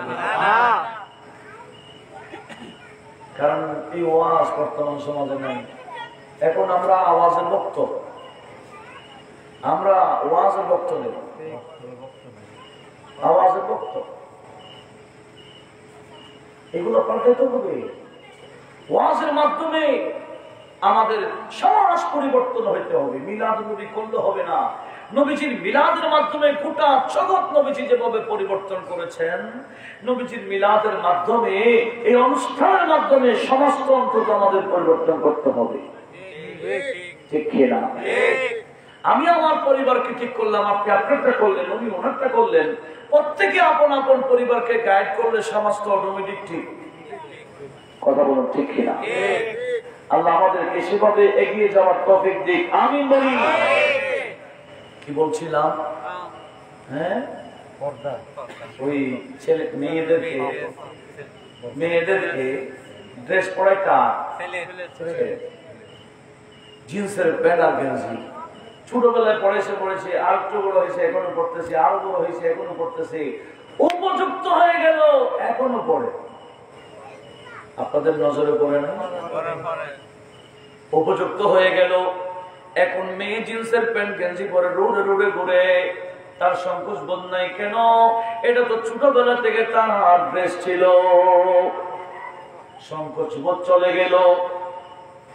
এরকম যখন আমার নবীজি বলেছেন, কিছু বান্দাকে আমার আল্লাহ সকাল উঠতেই তাকে লানত দেই, বিকালও লানত দেই, সকালও লানত দেই, বিকালও লানত দেই। এরা কারা? আল মুতাখান্নাস মিনার রিজাল ওয়াল মুতারাজ্জিলাত মিনান নিসা।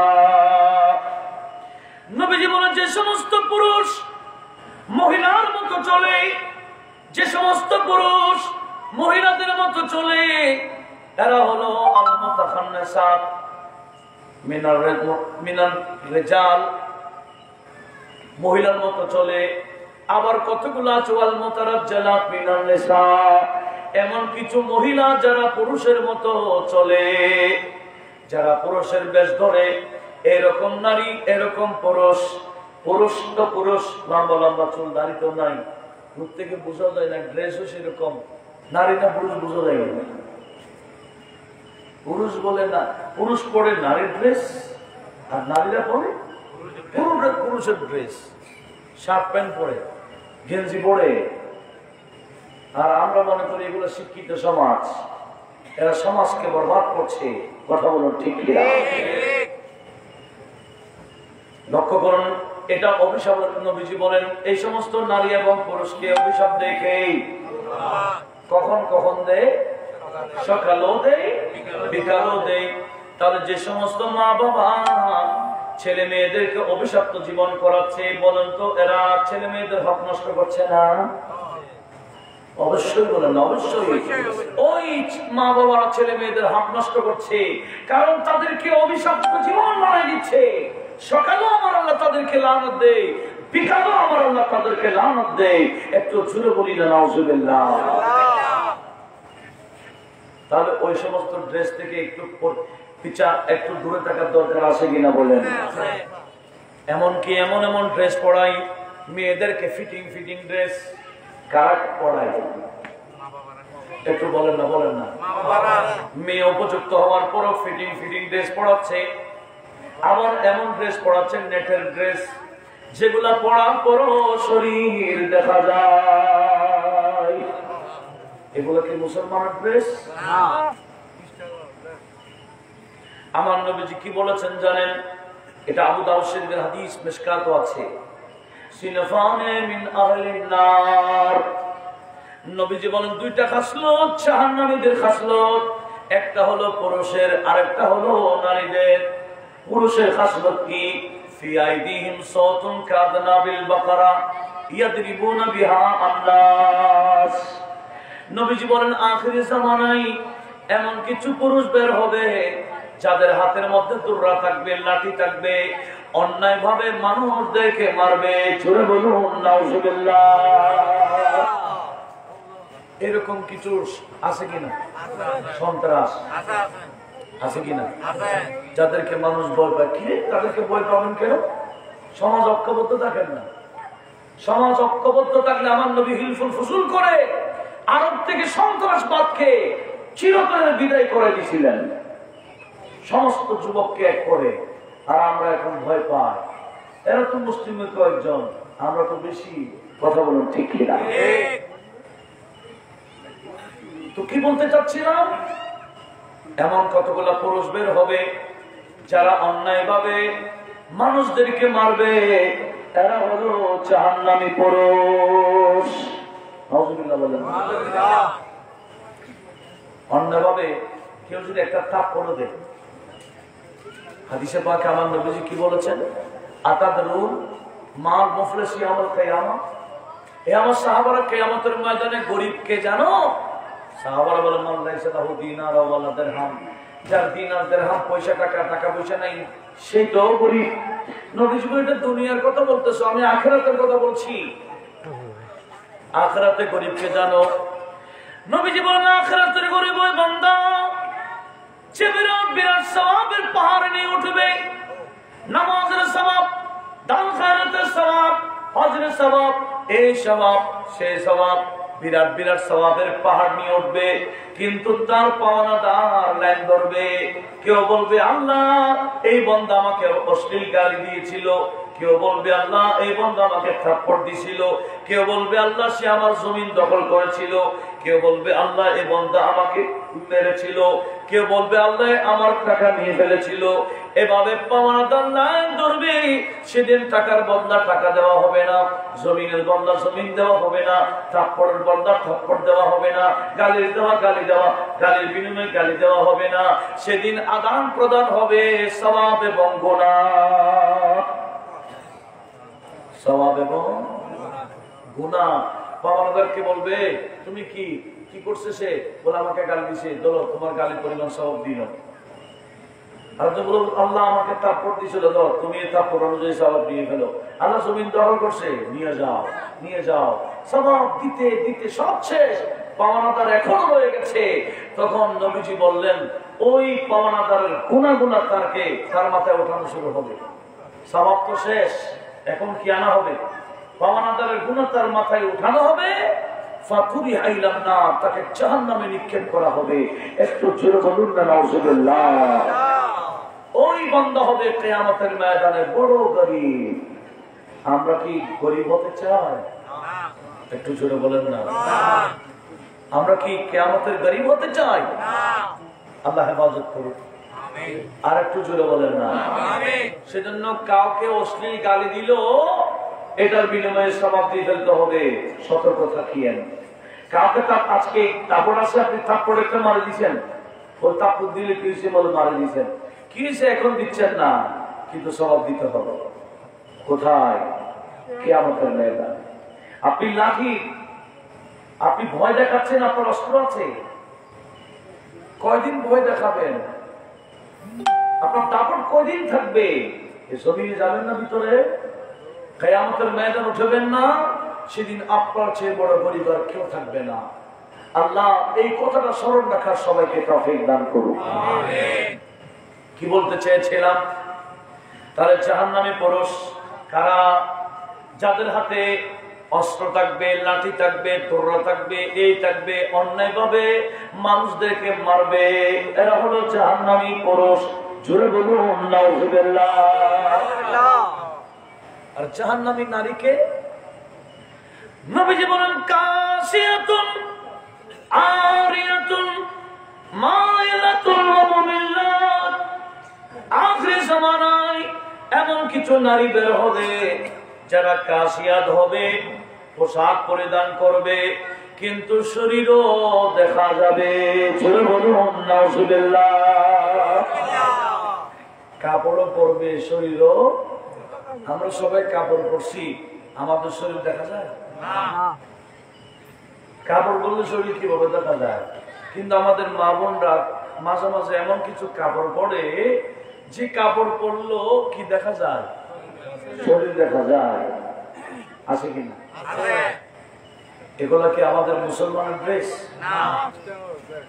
বিধর্মীদের জন্য সতর্কের কোনো হিসাব নেই, বিধর্মীদের জন্য কোনো হেজাব পর্দার হিসাব নাই, হিসাব এগুলো আমাদের। তো আমাদেরকে হিসাব করতে হবে, আমি কাপড় পরার পর আমার সতর ঠিক আছে কিনা, আমার পর্দা ঠিক আছে কিনা, অবশ্যই দেখতে হবে। এটা সতর ঢাকাও ফরজ, বেগানা পুরুষের সামনে পর্দা করাও ফরজ। আল্লাহ আমাদেরকে আমল করার তৌফিক দান করুন। আমিন। আমি মহিলাদেরকে বললাম পর্দা করা ফরজ, পর্দা করা ফরজ। আমি তো ওয়াজ করে গেছি, চলে গেলাম। এই মহিলারা পর্দা করা না করা এটা জিম্মাদারি নিতে হবে কাকে? একটু জোরে বলেন না। এই ছোটবেলা থেকে পর্দার ব্যবস্থা করতে হবে। ছোটবেলা থেকে মহিলাদের ড্রেস মহিলাকে পড়াইতে হবে। এমন ড্রেস পরানো যাবে না যে ড্রেস পরলে বেগানা পুরুষের দৃষ্টি খারাপ হয়, নজর খারাপ হয়, সমাজ নষ্ট হয়ে যায়। এরকম ড্রেস পরিধান করানো যাবে না। এরকম ড্রেস যদি মেয়েদেরকে পড়াই, অবশ্যই মেয়েদের হক নষ্ট করছে মা বাবারা। জোরে বলুন নাউযুবিল্লাহ। মা বাবারও ড্রেস পড়াইতে পারবে না, হ্যাঁ স্বামীরা পড়াইতে পারবে স্ত্রীকে, ঠিক না? পড়াইতে পারবে? এখন তো এরকম সুন্দর সুন্দর ড্রেস পড়াইয়া পালসারের পিছনে ঘুরে, আছে কিনা? যে ড্রেস পরলে শরীর দেখা যায়। আমার নবী বলেন তার নাম স্বামী না, তার নাম দয়ুস। তার নাম কি? দয়ুস। সমাজের মধ্যে সে নিজে জানে না, এমন কতগুলো পুরুষ আছে সে নিজে জানে না তার নামটা দয়ুসের দৃষ্টিতে এসে গেছে। কথা বলুন ঠিক কিনা? দয়ুসের একটা সংজ্ঞা, ডেফিনিশন আমার নবীজি দিয়েছেন। নবীজি বলেন মান আতা হাবা জাওজাতিহি ফাহুয়া দায়ুসুন ওয়াদ-দায়ুসু লা ইয়াদখুলুল জান্নাতা আকাব্বাহুল্লাহু ফিন-নার। নবীজি বলেন উম্মত শুনো, যে সমস্ত স্বামী স্ত্রীকে শরীয়ত মোতাবেক গাইড করে না, স্ত্রী বেনামাজি স্বামী মেনে নেই, স্ত্রী বেপরদা স্বামী মেনে নেই, স্ত্রী মন গড়া চলে স্বামী মেনে নেই, ওই স্বামীর নাম দয়ুস। দয়ুস কখনো জান্নাতে যেতে পারবে না স্ত্রীকে গাইড না করার কারণে। আকাব্বাহুল্লাহু ফিন-নার। ওই স্বামীকে আমার আল্লাহ জাহান্নামের মধ্যে উপর করে নিক্ষেপ করবেন। জোরে বলুন নাউযুবিল্লাহ। করতেছেন না? আল্লাহ আমাদেরকে আমল করার তৌফিক দান করুন। আমিন। আল্লাহ বলেন ইন্নামা আমওয়ালুকুম ওয়া আওলাদুকুম ফিতনা। বান্দা, আমি তোমাকে সম্পদ দিয়েছি, তোমাকে সন্তানাদি দিয়েছি, এমনি দি নাই, ফিতনাতান আই ইমতিহানান। আমি তোমাদেরকে পরীক্ষা করবার জন্য এই সন্তানাদিগুলো দিয়েছি। এদেরকে কোন পথে গাইড করলো তুমি করছো, এবং সম্পদ কোন পথে ব্যয় করছো, কিভাবে অর্জন করলা, কিভাবে ব্যয় করলা, এটাই পরীক্ষা নেওয়ার জন্য সম্পদ দিলাম, সন্তানও দিলাম। এবার পরীক্ষা চলবে। অনেকে সম্পদ দিয়ে ফেল, সন্তান দিয়েও ফেল। অনেক মা বাবা কিয়ামতের ময়দানে লাঞ্ছিত হয়ে যাবে ছেলে মেয়েদের কারণে। অনেক বিত্তশালী লাঞ্ছিত হবে, সম্পদগুলো অন্যায় পথে অর্জন করে, অন্যায় পথে ব্যয় করার কারণে। সম্পদ শুধু অর্জন করলে হবে না। আমার নবীজি বলেন সেদিন কিয়ামতের ময়দানে মাত্র 2 মাইল দূর থেকে সূর্য তাপ দেবে। এখন তো তাপ দিচ্ছে 9 কোটি 30 লক্ষ বর্গ মাইল দূর, বলতেছে বিজ্ঞানরা। 9 কোটি 30 লক্ষ, 9 কোটি 30 লক্ষ মাইল দূর থেকে তাপ দেয়, খবর হয়ে যায়। 5 মিনিট দাঁড়াইতে পারি না। আর 2 মাইল দূর থেকে তাপ দিলে অবস্থা কি হবে? কিয়ামতের ময়দানে সূর্যের তাপের নিচে অবস্থান করতেই হবে। নবীজি বলেন পা নড়াবার ক্ষমতা নাই। পা নড়াবার ক্ষমতা নাই। আপনাদের বিরক্ত লাগতেছে? একটু খেয়াল করেন। পা নড়াতে পারবেন না, একদিন দ্বারা দেখতে হবে। কিয়ামতের ময়দানে একদিন মানে আমাদের দুনিয়ার একদিন, হ্যাঁ 24 ঘন্টা। আল্লাহ বলল কানা মিকদারুহু 50,000 সানা। কিয়ামতের ময়দানের একদিন দুনিয়ার 50,000 বছরের সমান। কত? হ্যাঁ মুখে বলে দিলাম 50,000 বছর। এটা অতিক্রম করতে কত সময় লাগবে?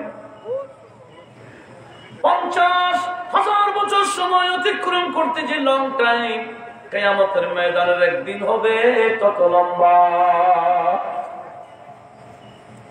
আর দাঁড়াতে হবে কিসের নিচে? আমার নবীজি বলেন হাত্তা ইউসালু আনহু আন খামসাতিন। যতক্ষণ 5টা প্রশ্নের উত্তর দিতে পারবে না ততক্ষণ দাঁড়ায় থাকতে হবে। 5টা প্রশ্ন কি? 1 নম্বর আন উমরিহি ফিমা আফনাহু। আল্লাহ তাকে একটা হায়াতের বাজেট দিয়েছিলেন, হায়াত কোন পথে ব্যয় করেছেন, কিভাবে ব্যয় করেছেন, এটার হিসাব দিতে হবে সূর্যের নিচে দাঁড়িয়ে। কারো হায়াত 40, 50, 60, 70, 80, আবার কেউ সেঞ্চুরি পার করছে, এরকম আছে না? যতই হোক হিসাব দিতে হবে কার দরবারে? কিসের নিচে? আর একটু জোরে বলেন না, কিসের নিচে? সূর্যটা কয় মাইল দূর থেকে হবে? আল্লাহু আকবার। একটু কি চিন্তা করেছি? হায়াত আমরা যেমন তেমন এরকম টিভির সামনে হা করে ঘন্টার পর ঘন্টা কাটাই দিতে পারি। মসজিদে গেলে 5 মিনিট দেরি করলে হুজুর ওয়াজ, হুজুরকে গড়ি দেখায়, হুজুর দেখেন অনেকটা পিছিয়ে গেছে। 5 মিনিট আমাদের মসজিদের মধ্যে মন ঠিকে না, শয়তান আমাদেরকে গোতায়। আর টিভির সামনে বসলে, ফেসবুক নিয়ে বসলে, ইন্টারনেট নিয়ে বসলে, ইউটিউব নিয়ে বসলে ঘন্টার পর ঘন্টা চলে যায়, আমাদের খবর থাকে না। কথা বলুন ঠিক কিনা? আসুন কি বলতে চেয়েছিলাম, মনোযোগ আছে? তাহলে 1 নম্বর কি বলেন? বলেন হায়াত, এটার হিসাব দিতে হবে, প্রতিটা নিঃশ্বাসের হিসাব। এরপরে নবীজি বলেন ওয়ান শাবাবিহি ফি মাবলাহু। আল্লাহ যুবক বলেন, যুবতী বলেন, সবাইকে একটা যৌবনতা দিয়েছেন। কি দিয়েছেন? যৌবনতা। এই যৌবন কাল কিভাবে ব্যয় করেছেন? আমরা তো মনে করছি হ্যাঁ আল্লাহ হায়াত একটা দিচ্ছেন, আমি ইবাদত করবো আর কখন বলে কি হলে একটু বয়স হোক না, হজ করবো আর কি আর একটু বয়স হোক না, এই করবো আর কি আর একটু কয়েকদিন যাক না, মানে তার সাথে মালাকুল মউতের সাথে মানে চুক্তি হয়ে গেছে, সে যতদিন বুড়া হবে না মালাকুল মউত তার কাছে আসবে না। একটু জোরে বলুন নাউজুবিল্লাহ। লক্ষ্য করুন কি বলতে চেয়েছিলাম, কি আমার নবীজি বলেছেন এই যে যুবক যৌবনকাল, এই যৌবনকালকে বড় নিয়ামত হিসেবে দিয়েছেন। কি হিসেবে? আমরা তো যৌবনকালকে বিয়ে করি, ফিকার একটা ভাড়া করি, সাউন্ড সিস্টেম লাগাই, রুডে রুডে নাচি। আপনাদের নজরে পড়ে না মনে হয়? হ্যাঁ, ফিকারের মধ্যে সাউন্ড সিস্টেম কতগুলো মাঠ লাগায়, তারপরে নাচে। আল্লাহ হেফাজত করুক, আমিন বলেন না। এই যৌবনতা অনেক বড় নিয়ামত, এটা দিয়েছেন এই যৌবন কালকে ইবাদতে কাটিয়ে যৌবন কালকে গুরুত্ব দেওয়ার জন্য। একটু জোরে বলবেন না সুবহানাল্লাহ। যৌবন কালকে কি দেওয়ার জন্য? এখন তো আমরা যৌবন কালকে আল্লাহর নাফরমানের মধ্যে অধিকাংশ যুবকরা কাটাই দিচ্ছি। কয়জন যুবক আছে নামাজি আর কয়জন যুবক আছে বেনামাজি? আপনি বাইরের কথা বাদ দেন, ভুটান বেলচাপুরের কথা বাদ দেন, সৈয়দ পাড়াতে দেখেন, ঠিক কিনা? আপনি আপনার সৈয়দ পাড়াতে দেখেন কয়জন যুবক বেনামাজি আর কয়জন যুবক নামাজি আর বেনামাজি, কয়জন যুবতী আছে নামাজি আর কয়জন যুবতী আছে বেনামাজি। দেখবেন এদিকে 20 জন, এদিকে 80 জন, এদিকে 20 জন, 20 জন কোন দিকে নামাজি? হ্যাঁ, আরে নামাজি 20 জন, 80 জন এটা কি আমি অবস্থা বলছি? আমি কি গোটা বাংলাদেশের কথা বলতেছি, হারাদারির কথা বলতেছি, মির্জাপুরের কথা বলতেছি, না সৈয়দ বাড়ির কথা বলতেছি? সৈয়দ বাড়ির একটা ঐতিহ্য আছে, এটার নাম সৈয়দ বাড়ি। কিন্তু আপনার আমলে তো সৈয়দ বাড়ি প্রমাণ দিচ্ছেন না। আপনার আমলের কারণে এই বাড়ির যাতে বদনাম না হয় সেদিকে কি লক্ষ্য রাখার দরকার নাই? খুব রাগ করতেছেন মাথা। আল্লাহ আমাদেরকে একটু একটু সজাগ হওয়ার তৌফিক দিক, আমিন বলেন না। কি বলছিলাম? নবীজি বলেন ওয়ান শাবাবিহি ফি মাবলাহু, আল্লাহ তাকে একটা যৌবনকাল দিয়েছেন, মা বোনদেরকে যৌবনকাল দিয়ে যুবতী বানিয়েছেন। এই যৌবনকাল কোন পথে ব্যয় করেছেন এটা সূর্যের নিচে দাঁড়িয়ে দাঁড়িয়ে উত্তর দিতে হবে। জোরে বলুন। মানুষের জীবনে যৌবনকাল সবসময় থেকে যাবে? এই মুরব্বীরা যুবক ছিলেন না? ছিলেন। একটু বলেন না, এখন যুবক আছে? জিন্দেগানি जवानी भी 2 दिन की है, जिंदगानी जवानी भी 2 दिन की है, अल्लाह अल्लाह करो, अल्लाह अल्लाह करो, अल्लाह अल्लाह करो।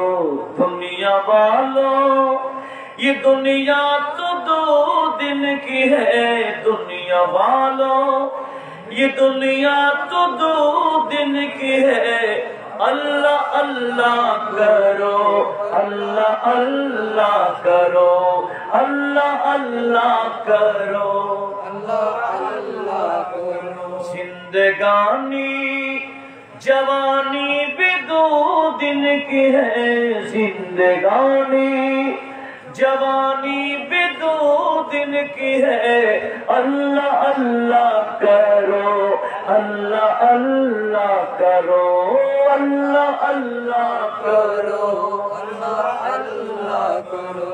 এই যৌবন অনেক বড় নিয়ামত।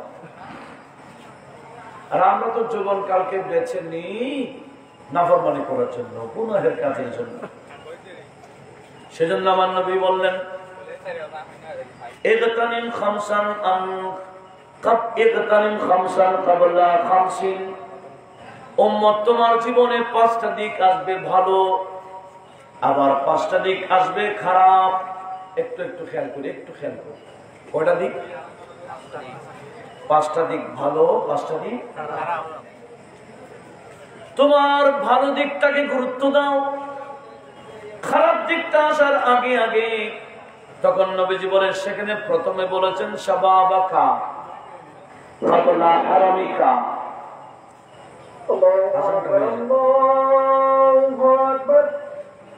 কেউ উঠবেন না, কেউ উঠবেন না, নামাজটা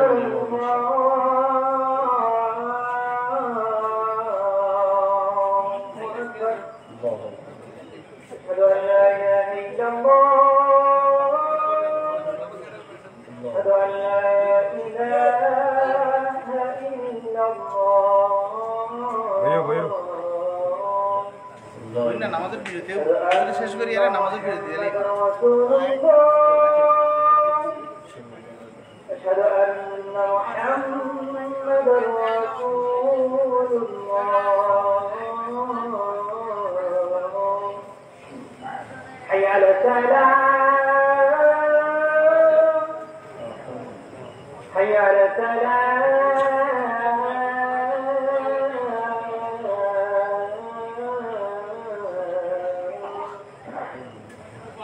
حي على السلام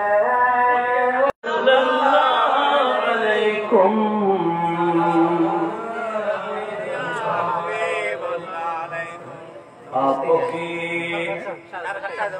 फरकत ने मारा या नबी, दिल हुआ गम से दुपारा या नबी सलात दुनिया।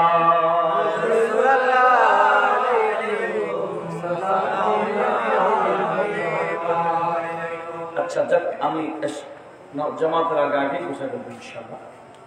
তো কি বলতে চাইছিলাম একটু লক্ষ্য করুন। নবীজি বলেন তোমার কয়টা দিক ভালো, 5টা খারাপ।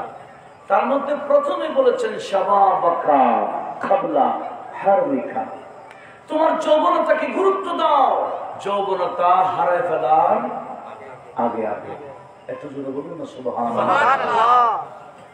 তারপরে বলেছেন ওয়াসিহাতাকা ক্বাবলা সুকমিকা, তোমার জীবনের 2টা আরো সাইড আছে, একটা ভালো, তোমার শরীর সুস্থ, সুস্থ শরীরকে গুরুত্ব দাও। ক্বাবলা সুকমিকা, অসুস্থ শরীর হয়ে যাবার আগে আগে। শরীর সুস্থ আছে, নিয়ামত, ভালো করে ইবাদত করতে পারবেন। যৌবনতা আছে, নিয়ামত, রাত করে ইবাদত করতে পারবেন, শরীরে ক্লান্তি লাগবে না, ঠিক না? এরপরে আমার নবীজি বলেন তোমার অবসর জীবনটাকে গুরুত্ব দাও, ব্যস্ততা আসার আগে আগে।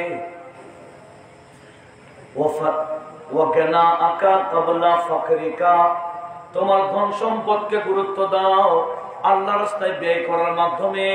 কখন? ক্বাবলা ফাকরিকা, তুমি ফকির হয়ে যাওয়ার আগে আগে। যতই বড় পয়সাওয়ালা হোক, হাজার হাজার কোটি টাকা ব্যাংকে আছে, কিন্তু এই বান্দা মারা গেছে, সিগনেচার করতে পারে না। চেক বই বই ঘরে আছে, চেক বুক সিগনেচার করতে পারছে না। বলেন ওই বান্দা কি আর ধনী আছে? ব্যাংকে তার টাকার অভাব নাই, বিল্ডিং এর অভাব নাই, প্লটের অভাব নাই, ব্যবসার অভাব নাই, এই অভাব নাই, সেই অভাব নাই, সব ভরপুর, কিন্তু সে ফকির। কেন? এগুলো একটা এখন তার নাই, আত্মীয় স্বজনরা বন্টন করে খাই ফেলবে, ঠিক কিনা? নবীজি বলেন তোমার সম্পদ তোমার থাকতে থাকতে তুমি আল্লাহ রাস্তায় ব্যয় করে গুরুত্ব দাও, এই সম্পদ হাত ছাড়া করার আগে আগে। একটু বলুন না সুবহানাল্লাহ। তোমার হায়াতে জিন্দেগিকে গুরুত্ব দাও। মত এসে যাওয়ার আগে আগে, মরণের পর আফসোস করলে লাভ হবে না। মসজিদের একটা খাট আছে, একটু বলেন না? আপনাদের এখানে মসজিদে খাট পান নাই? এখানে কাউকে শোয়াই দিলে ঘুমাবেন এখন? কিন্তু ইমাম বুখারীতে একটা অধ্যায় করেছেন, বাবু কওলিল মাইয়াতে কাদ্দিমুনি কাদ্দিমুনি। নবীজি বলেছেন, বান্দা যদি নেককার পরহেজগার হয়, নামাজি কালামে হয়, নারী হোক পুরুষ হোক, যখন মসজিদের খাটে করে কবরস্থানের দিকে নিয়ে যায়, ওই বান্দা নাকি খাট থেকে তার কবর দেখতে পাই। কবর নাই, কবর জান্নাতের বাগান হয়ে গেল। ওই বান্দা চিল্লানো শুরু করে, আয় আমার ছেলেরা, আয় আমার ভাতিজারা, আয় আমার আত্মীয় স্বজনরা, দেরি করছো না কেন, দেরি করছো কেন? কাদ্দিমুনি কাদ্দিমুনি, আমাকে আমার কবরে তাড়াতাড়ি ঢুকাইয়া দাও। আর যদি বান্দা বেনামাজি হয়, বেআদব হয়, বেহায়া হয়, বেশরা হয়, মুত্তাকিত শরীয়তের সাথে কোনো সম্পর্ক নাই, ওই বান্দা মারা গেলে তাকে যখন খাটে করে কবরস্থানের দিকে নিয়ে যাওয়া হয়, তখন ওই বান্দাও খাট থেকে দেখে কবর নাই, কবর জাহান্নামের গর্ত হয়ে যায়। ওই বান্দা চিল্লানো শুরু করে, ইয়া বাইলাহা ইয়া বাইলাহা আইনা তাযহাবুন, হায় আফসোস, আমাকে কোথায় নিয়ে যাচ্ছ, কোথায় নিয়ে যাচ্ছ? এরকম আফসোস করলো কি বাড়িতে ফিরে নিয়ে আসবে? আমরা কি খাটে উঠে আফসোস করতে চাই? সেদিন আফসোস করলে তো কোনো লাভ নাই। এখন অতীতের জীবনের উপর আফসোস করে বেনামাজি থাকলে নামাজ হয়ে যাওয়া, বেশরা থাকলে বাশরা হয়ে যাওয়া বড় সুযোগ আছে। কথা বলুন ঠিক কিনা? একটু লক্ষ্য করুন কি বলতে চাচ্ছিলাম। ওই যে আমি ফেলে আসছিলাম, কয়টা উত্তর সূর্যের নিচে দিতে হবে, কয়টা? তার মধ্যে কয়টা শুনছিলাম? দুইটা। আরেকটা হলো আন মালিহি মিন আইনা ইকতাসাবাহু, মিন আইনা ইকতাসাবা, ওই সম্পদ কোত্থেকে কিভাবে অর্জন করেছে। আমি সম্পদ অর্জন করলে হবে না, কিভাবে অর্জন করেছি, কোত্থেকে অর্জন করছি, সেটা আমাদেরকে খেয়াল করতে হবে। একটু দরুদ শরীফ পড়েন। সালাতুন ইয়া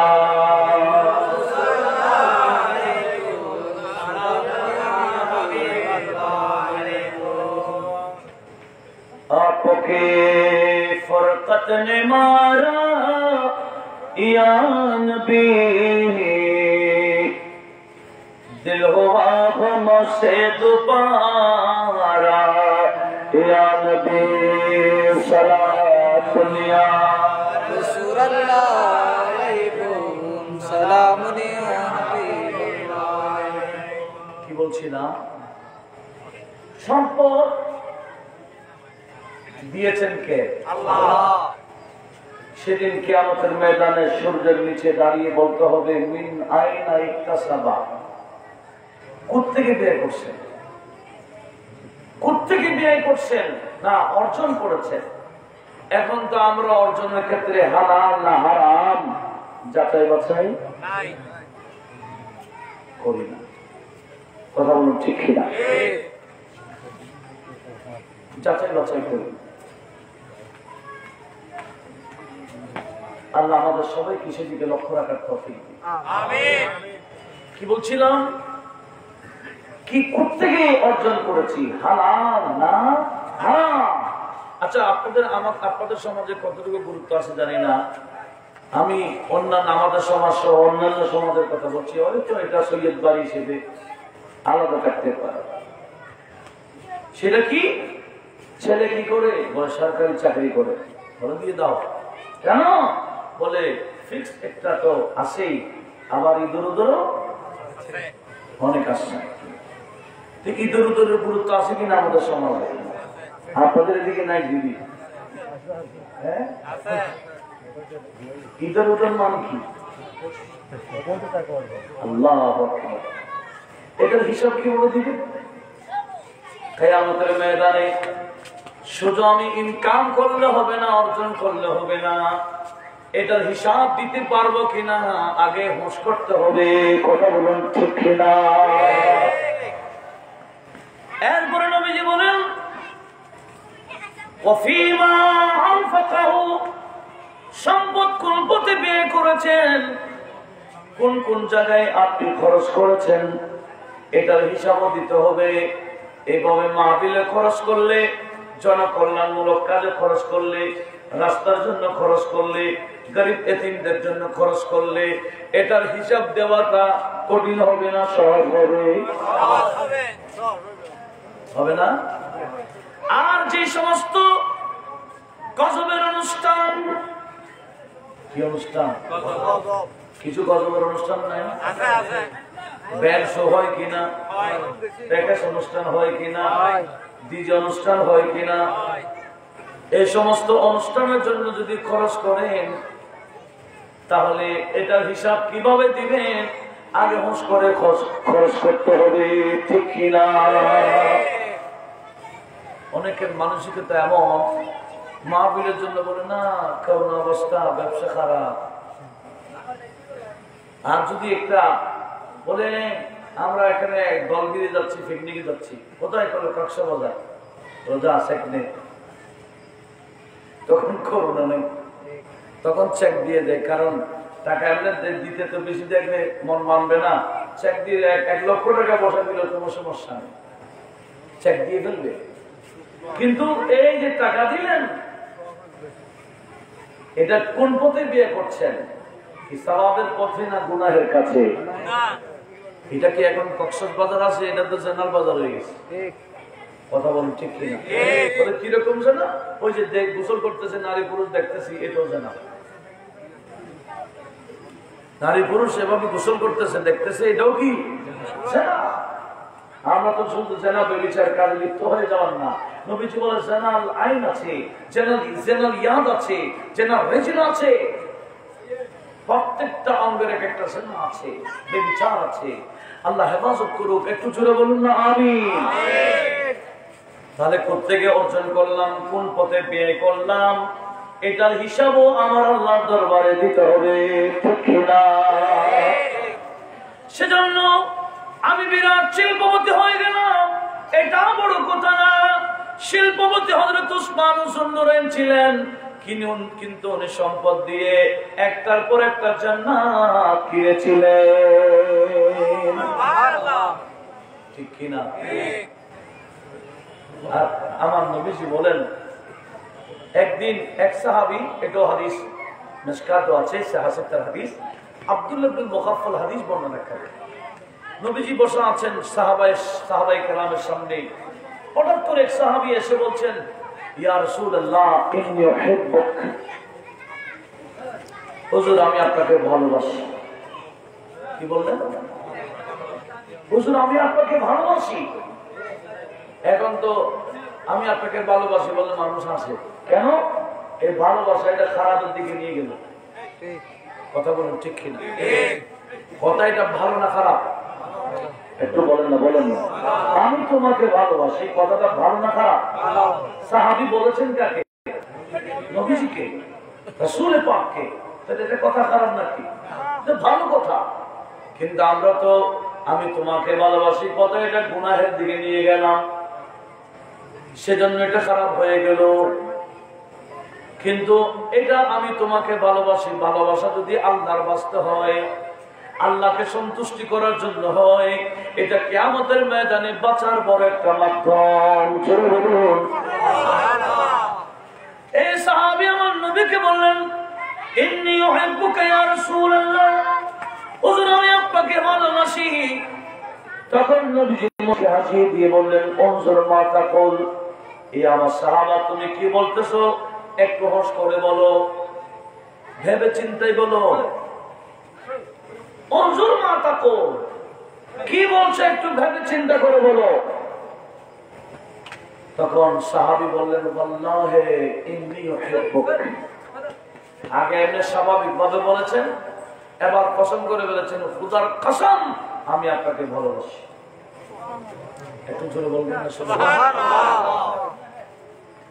তখন আমার নবীজি বলেন, আমাকে ভালোবাসো তাহলে ইস্তাঈদ লিল ফাকার, আমার ভালোবাসা যদি তুমি কামনা করো আমি তোমাকে বলে দিলাম ফকির হওয়ার জন্য রেডি হও।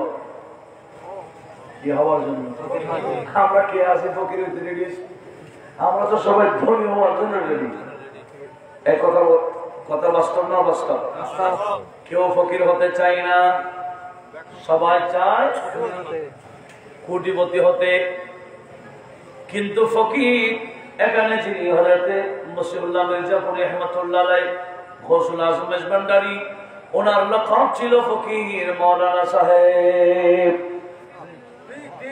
ওনার নাম কি ছিল? ফকির মাওলানা সাহেব। ফকির এটা সাধারণ নয়।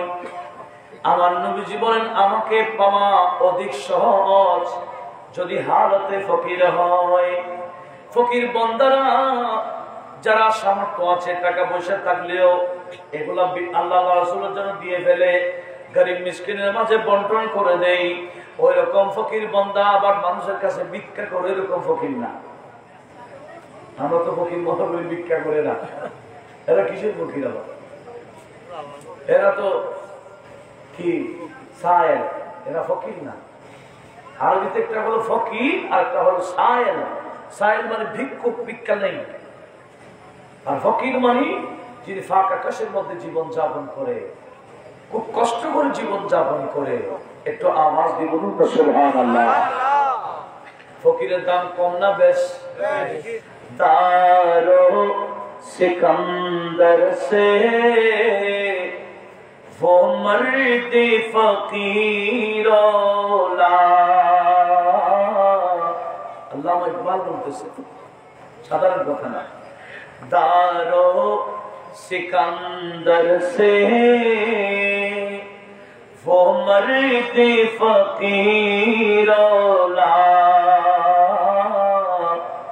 हो जिसकी फकीरी में बोए असादुल्लाही सलातुल्लाह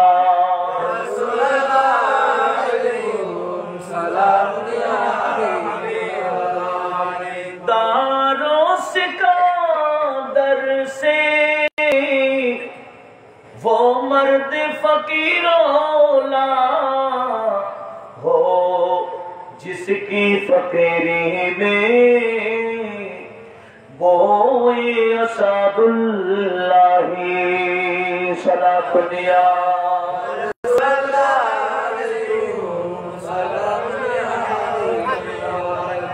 ফকিরের সম্মান কম না বেশ? ফকির মানে কি ল্যাংটা হয়ে যাওয়া নাকি? ফকির মানে কি গোসল না করা নাকি? ফকির মানে দাড়ির মধ্যে জট ফেলায় দেওয়া নাকি? ফকির মানে চুলের মধ্যে জট ফেলায় দেওয়া নাকি? ফকির মানে নারী পুরুষ নিয়ে নাচানাচি নাকি? ফকির মানে শরীয়তের বিরুদ্ধে কাজ করা নাকি? নয় নয়। আমার গৌসুল আজম মেজবান্ডারি কত বড় ফকির, শরীয়তের উপর আমল করতে গিয়ে খাল সহ মেরে ফেলেছেন।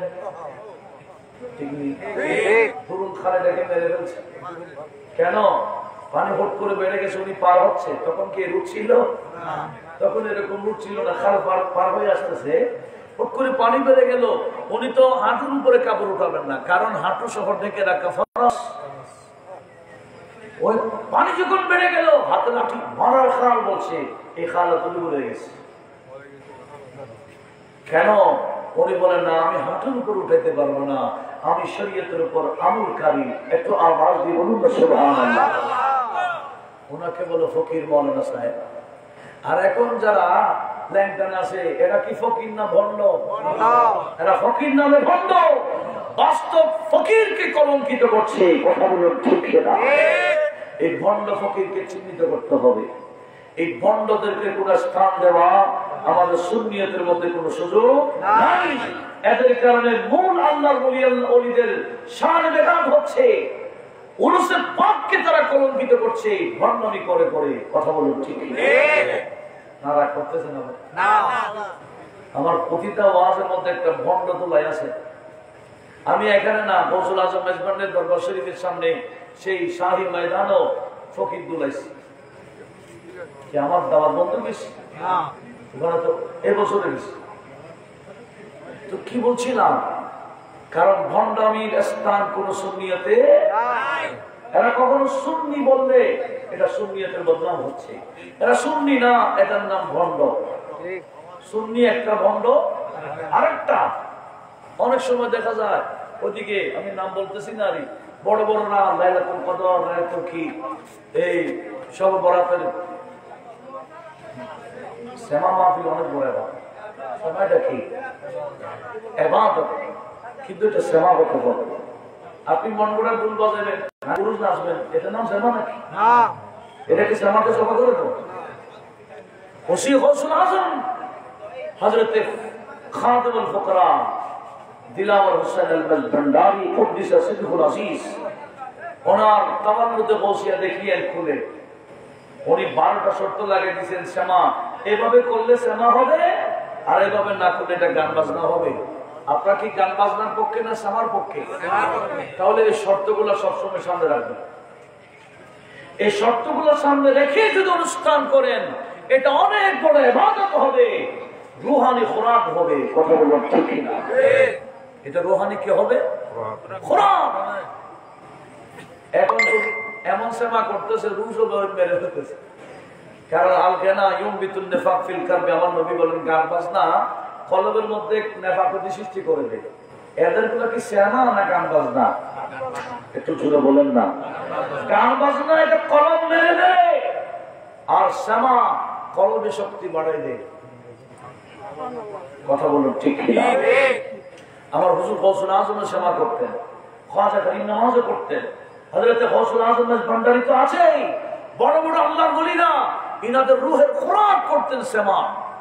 এমনকি হযরতে নিজামউদ্দিন আউলিয়া মাহবুব ইলাহি, উনি সেমার মধ্যে এত মজা পাইতেন। আমির খাসরু যখন সেমা করতেন, ওনারা এই হালের মধ্যে থাকতেন না, এত রুহানি জগতেই চলে যেতেন, যে জগতে গেলে সরাসরি আমার আল্লাহর বৈঠকে চলে যেতেন। আজকে ওই সেমা গুলাকে বরবাদ করে ফেলছে এই মন গড়া গান বাজনা করে করে। কথা বলুন ঠিক কিনা? এগুলো বলার দরকার নেই? অবশ্যই আছে। তো কি বলতে চাচ্ছিলাম, ফকির আমি তো অনেক দূরে গেছি গা।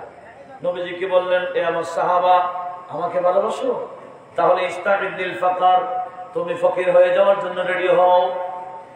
সিদ্দিক আকবর বলে, আমি তো প্র্যাকটিক্যাল দেখাইলাম। ফকির কাকে বলে? আমার জীবন থেকে দেখো, আমি আরবের বড় বড় ধনী ছিলাম, আমার প্রেম যখন নবীজির সাথে শুরু হলো, নবীজির সাথে আমি আবু বকরের প্রেম যখন শুরু হয়ে গেল, এবার আমি ফকির হয়ে যাওয়া শুরু করলাম। এমনকি আরবের মধ্যে আমি আবু বকর বড় ফকির হয়ে গেলাম। যিনি ছিলেন বড় কি ধনী, উনি হয়ে গেলেন বড় ফকির। কার সাথে প্রেম করে? নবীজির সাথে। একটু আওয়াজ দিয়ে বলুন না সুবহানাল্লাহ। সেজন্য আজকে সেই সিদ্দিক আকবরের ক্ষমতা কি কমে গেল না বেড়ে গেল?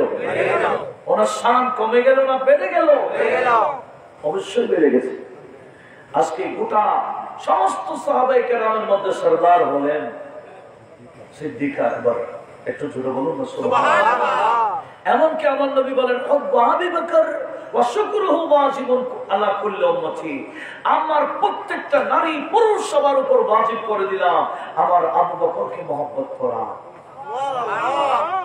এখানে আরেকটা বিষয় আমি ক্লিয়ার করতে চাই, এটা দরবার বিদার। এখানে তো হাক্কানি আলেম আছেন, কতগুলো দরবার আছে, আলেম নাই কি নাই?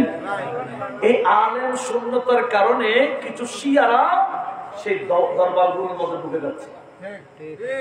কে ঢুকে যাচ্ছে? শিয়া সম্প্রদায়, যারা সাহাবাদেরকে গালি দেয়। আছে না এরকম? এই সুযোগ কিভাবে পাচ্ছে?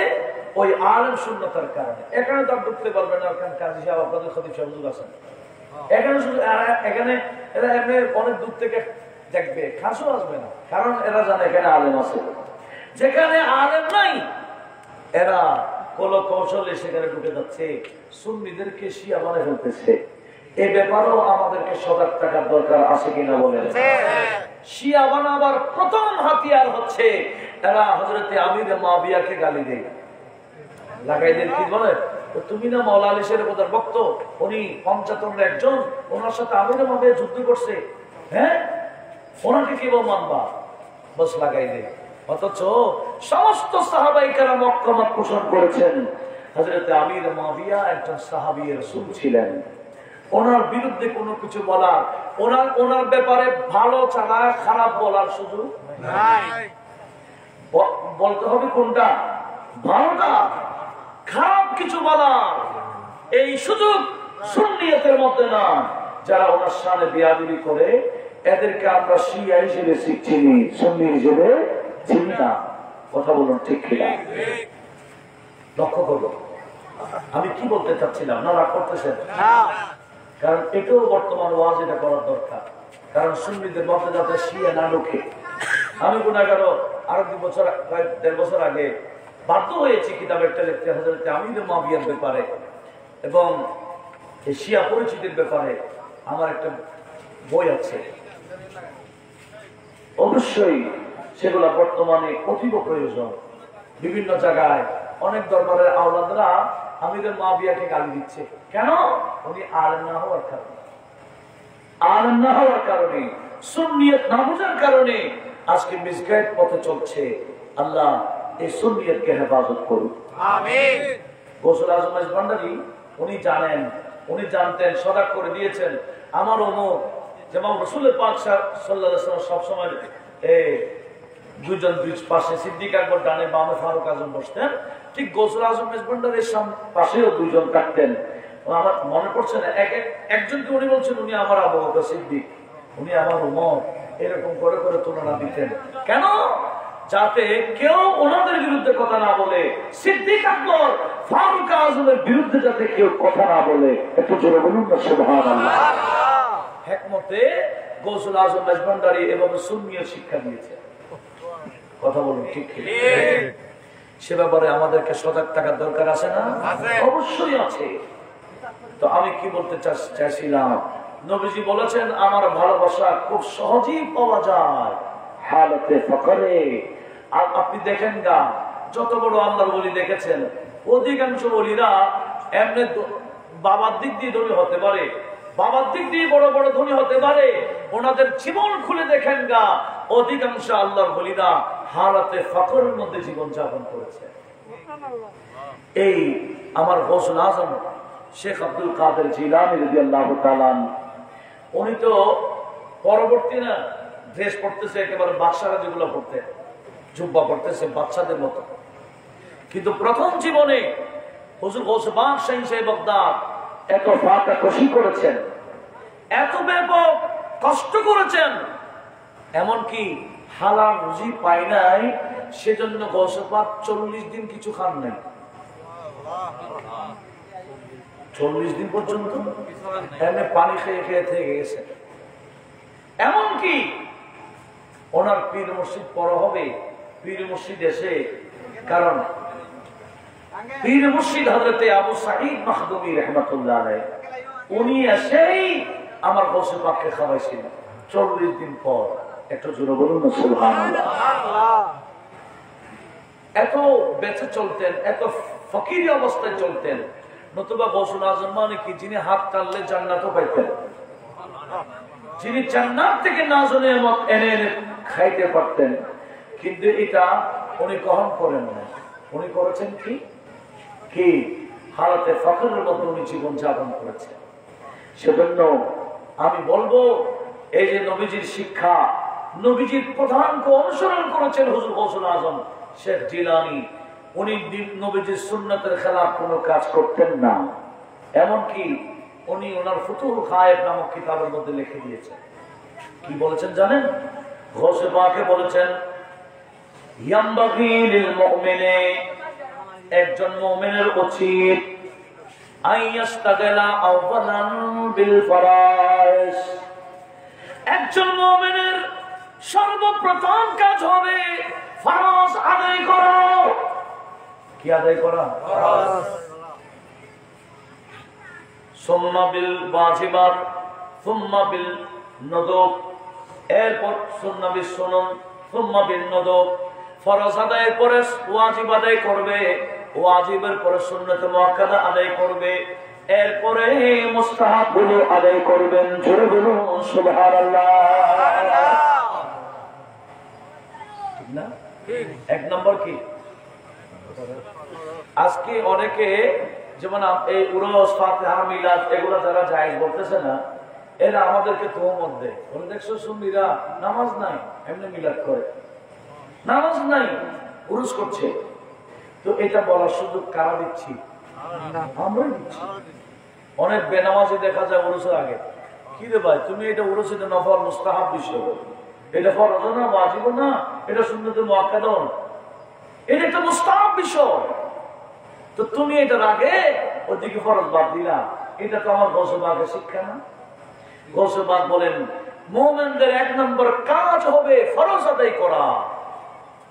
এটা গৌসে পাকের তালিম, গৌসে পাকের শিক্ষা। অবশ্যই যারা হেলে তরিকতপন্থী যারা হবে এদের অবশ্যই গৌস পাক শাহের এই কথা মেনে চলবেই। তখন আপনাদের আমাদের দুনিয়াও শান্তি পাবো, কবরও শান্তি পাবো, আখিরাতেও আমরা মুক্তি পাবো। আল্লাহ পাক সুবহানাহু ওয়া তাআলা শাহের গৌসে পাকের এই ফয়ুজাত বরকত আমাদের সবাইকে নসিব করুক। একটু মহব্বতের আওয়াজে বলুন না আমিন। আজকের এই মাহফিলের পিছনে যারা যেভাবে শ্রম দিয়েছেন, সহযোগিতা করেছেন, আমি সবাইকে মোবারকবাদ ধন্যবাদ জানাচ্ছি। এই সৈয়দ বাড়ি, এই সৈয়দ পাড়া সমাজের প্রত্যেকটা সদস্য ভাইদেরকে মোবারকবাদ জানিয়ে আমি আমার কথাকে উচিত আনছি। وآخر دعوانا الحمد لله رب العالمين। السلام عليكم ورحمة الله وبركاته।